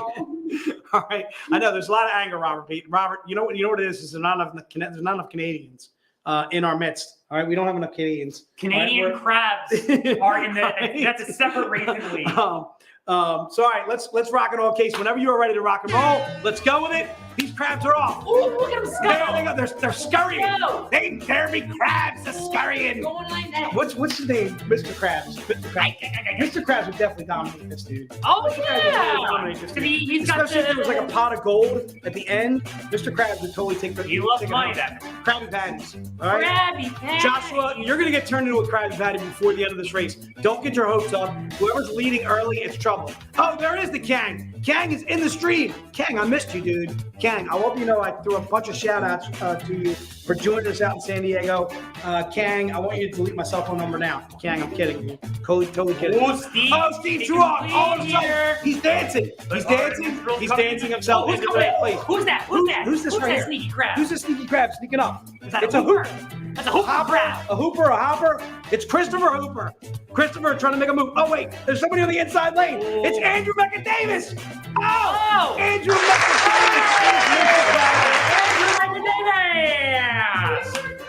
Everyone is so crabby today. Kitty said everyone is so crabby. My crab left the screen. Mark, that's because, all right? My crab got distracted, said Alan. Alan, at least you could see yours on the inside track. All right. David's ready for a little cocktail sauce. He wants to have some crab too as well. Congrats to Andrew. There's the Kang. Kang, what's up, brother? Thanks for buying me a drink out in San Diego, dude. You are the man. You're going to be winning. Winners will be getting a metal card. They're in my car. That's okay. Okay. All right. So you guys are going to get a metal card. Okay. Straight from my Okay, 2011 Hyundai. Let's go again. Let's go another one, dude. Mine got seasoned with Old Bay and eaten. Steamed in beer. Phil giving us a little intellect, a little inside information as far as how he likes his crabs. Phil, if you've never been to Baltimore for crabs, big fan, dude. Because they're fresh, they come right out, and I'm a big fan of Baltimore. Big fan of Baltimore crabs. Yeah, Baltimore crabs, dude. Go down for an Oriole game. Get yourself some Nashville Bohemian. Go down for an Oriole game. The Orioles stink, but you at least have some really good crabs. Speaking of crabs, look at these guys go. There's Carol. Carol Nadeo is a pink crab. That is very fitting. I like it. Larry Younger actually making an appearance. Coy Wyatt. Coy's falling back. There's Chuck B. There's Stephen Ponza. Stephen, you are in an unenviable position of being close to the finish line. You better show up, crab. All of a sudden, bow. Mr. Brimley. Miss Brimley. I don't know if Bow's a guy or a girl. All of a sudden, Celia jumps in. Celia always has a way of winning, dude. And Celia always cleans up, this son of a bitch. And you didn't think your crab was gonna show up. There's Gary. Gary, there's your crab, dude. Gary, you were right there. You were literally in third place. You were third place, Gary. Look, this is my impression. That's not right. This is my impersonation of a sad crab. Michael has crabs. That's probably why he won. All right. Congratulations. So huge congrats to Michael. Huge congrats to both of our winners so far. Let's do another one. I would say let's go. We got time. We're going right up against it. We got 3 more minutes. Rock and roll. All right. So what we're going to do here is we're going to do another crab race. The other thing I want to talk about too is send it off, Katie. So if Michael wins again, or Andrew wins again, or David Ross wins, or Tammy Ross, or Tammy Morris Gaffney, what we're gonna probably do is we'll pick a second crab. We could do that. Do we pick a second crab, or should we run it again? We could run it again. We could. No, I've been trying to take out everybody. Oh, you take out the winners? Yeah. So Celia's not in this? I don't think And Andrew Davis coming as well. David Ross won earlier too. Tammy Moore's captain too. All right, so the crabs are off. Dun, dun, dun, dun, dun, dun, dun, dun, dun, dun. Oh, Antonio, that cowboy crab himself. All of a sudden, streaking. Antonio, you're in an unenviable position though, dude. It's getting close to the finish line when there's 10, 15 seconds left. There's always somebody that streaks up. Oh, there's Gary. Gary looking to make a comeback. Brian She came here. in third. Brian's sneaking up a little like a bolt. Oh, Brian, you're in an enviable position. Oh, Brian. It's Joe. Oh, There's Joe. Brian. This was Oh, really close. brother. Holy cow. And it's Brian Brian. Dolan taking it at the last possible second. All right. Yeah, you really Steven, that's a good call. If there was a repeat winner, everybody wins. Everybody wins. Everybody's all right. So you got the metal cards? Is what you're Oh, telling we me? got some metal cards. All right. So are they getting multiple metal cards? I think you're going to be getting a. Like one or two of them? Tell you what, we got 3 winners tonight. We got 3 winners. We got 3 winners. We got some cards. All right. I like it. How about The other Brian. we get some of these? Oh, Look at XL those. metal cards. XL LE50 Big fan. metal beach cards. Take a look at that. Yeah, so you can get it like without the glare. You can see some stuff. Like tilt it a little bit. Yeah, that's it. I like it. Oh my Lord, I like it. Big fan. All right, that was a Wizard World Philly way back when. Or a Jersey something. Joyzy. It was Joycey. You from Jersey? I'm from Jersey. Of course. All right. So again, first of all, I want to say a huge thank you to all the writers that were in the writers' room. Again, Ralph Tedesco, Pat Shand, Dave Franchini, David Wall, Jenilyn Wright, Kevin Townsley too as well. Thanks to those guys for writing for us. Thanks for joining us for the room. Huge shout out to all you guys. Thank you guys so much for joining us on day 2. If you joined us on day 1 too as well. If you guys want to throw some dolphin music, I'm totally down. What was there was music with dolphins, right? Was that what it was? So there was no music with the crab race? No, I think there was. Isn't that weird? Oh, we just You muted probably it. just don't hear. Oh, we muted it. Yeah. Oh, okay. What can we throw on? How about some- Michael, thanks. That's very kind. So huge thank you to all the writers and the creators for doing that, kind of giving you guys some insight as far as that concerned. I want to say a huge thank you to my team, to Kiera, to Noah, to Casey, Ralph being in the backstage, Amber hanging out with like she always does. Huge thank you to my team for always killing it. Thank you to you guys. Thank you so much for joining us for the stream. Thank you. We look forward to seeing you guys at the Philly VIP event. We are back at it tomorrow, 1 o'clock. All right, 1 o'clock Eastern. So if you guys want to join us tomorrow, yes, I will have new books. We're going to have Carla Cohen on, okay? Carla Cohen is absolutely fantastic. I'm going to do some sales, Carla Cohen. I'm going to tell you right now, you guys are going to love the Carla Cohen stuff that I'm rocking out. Wow, all of a sudden, there's a lot of hate going on, Case. They're not happy with your dolphin hate. All right, Kat, we will see you tomorrow. Thank you guys so much as always. We're out.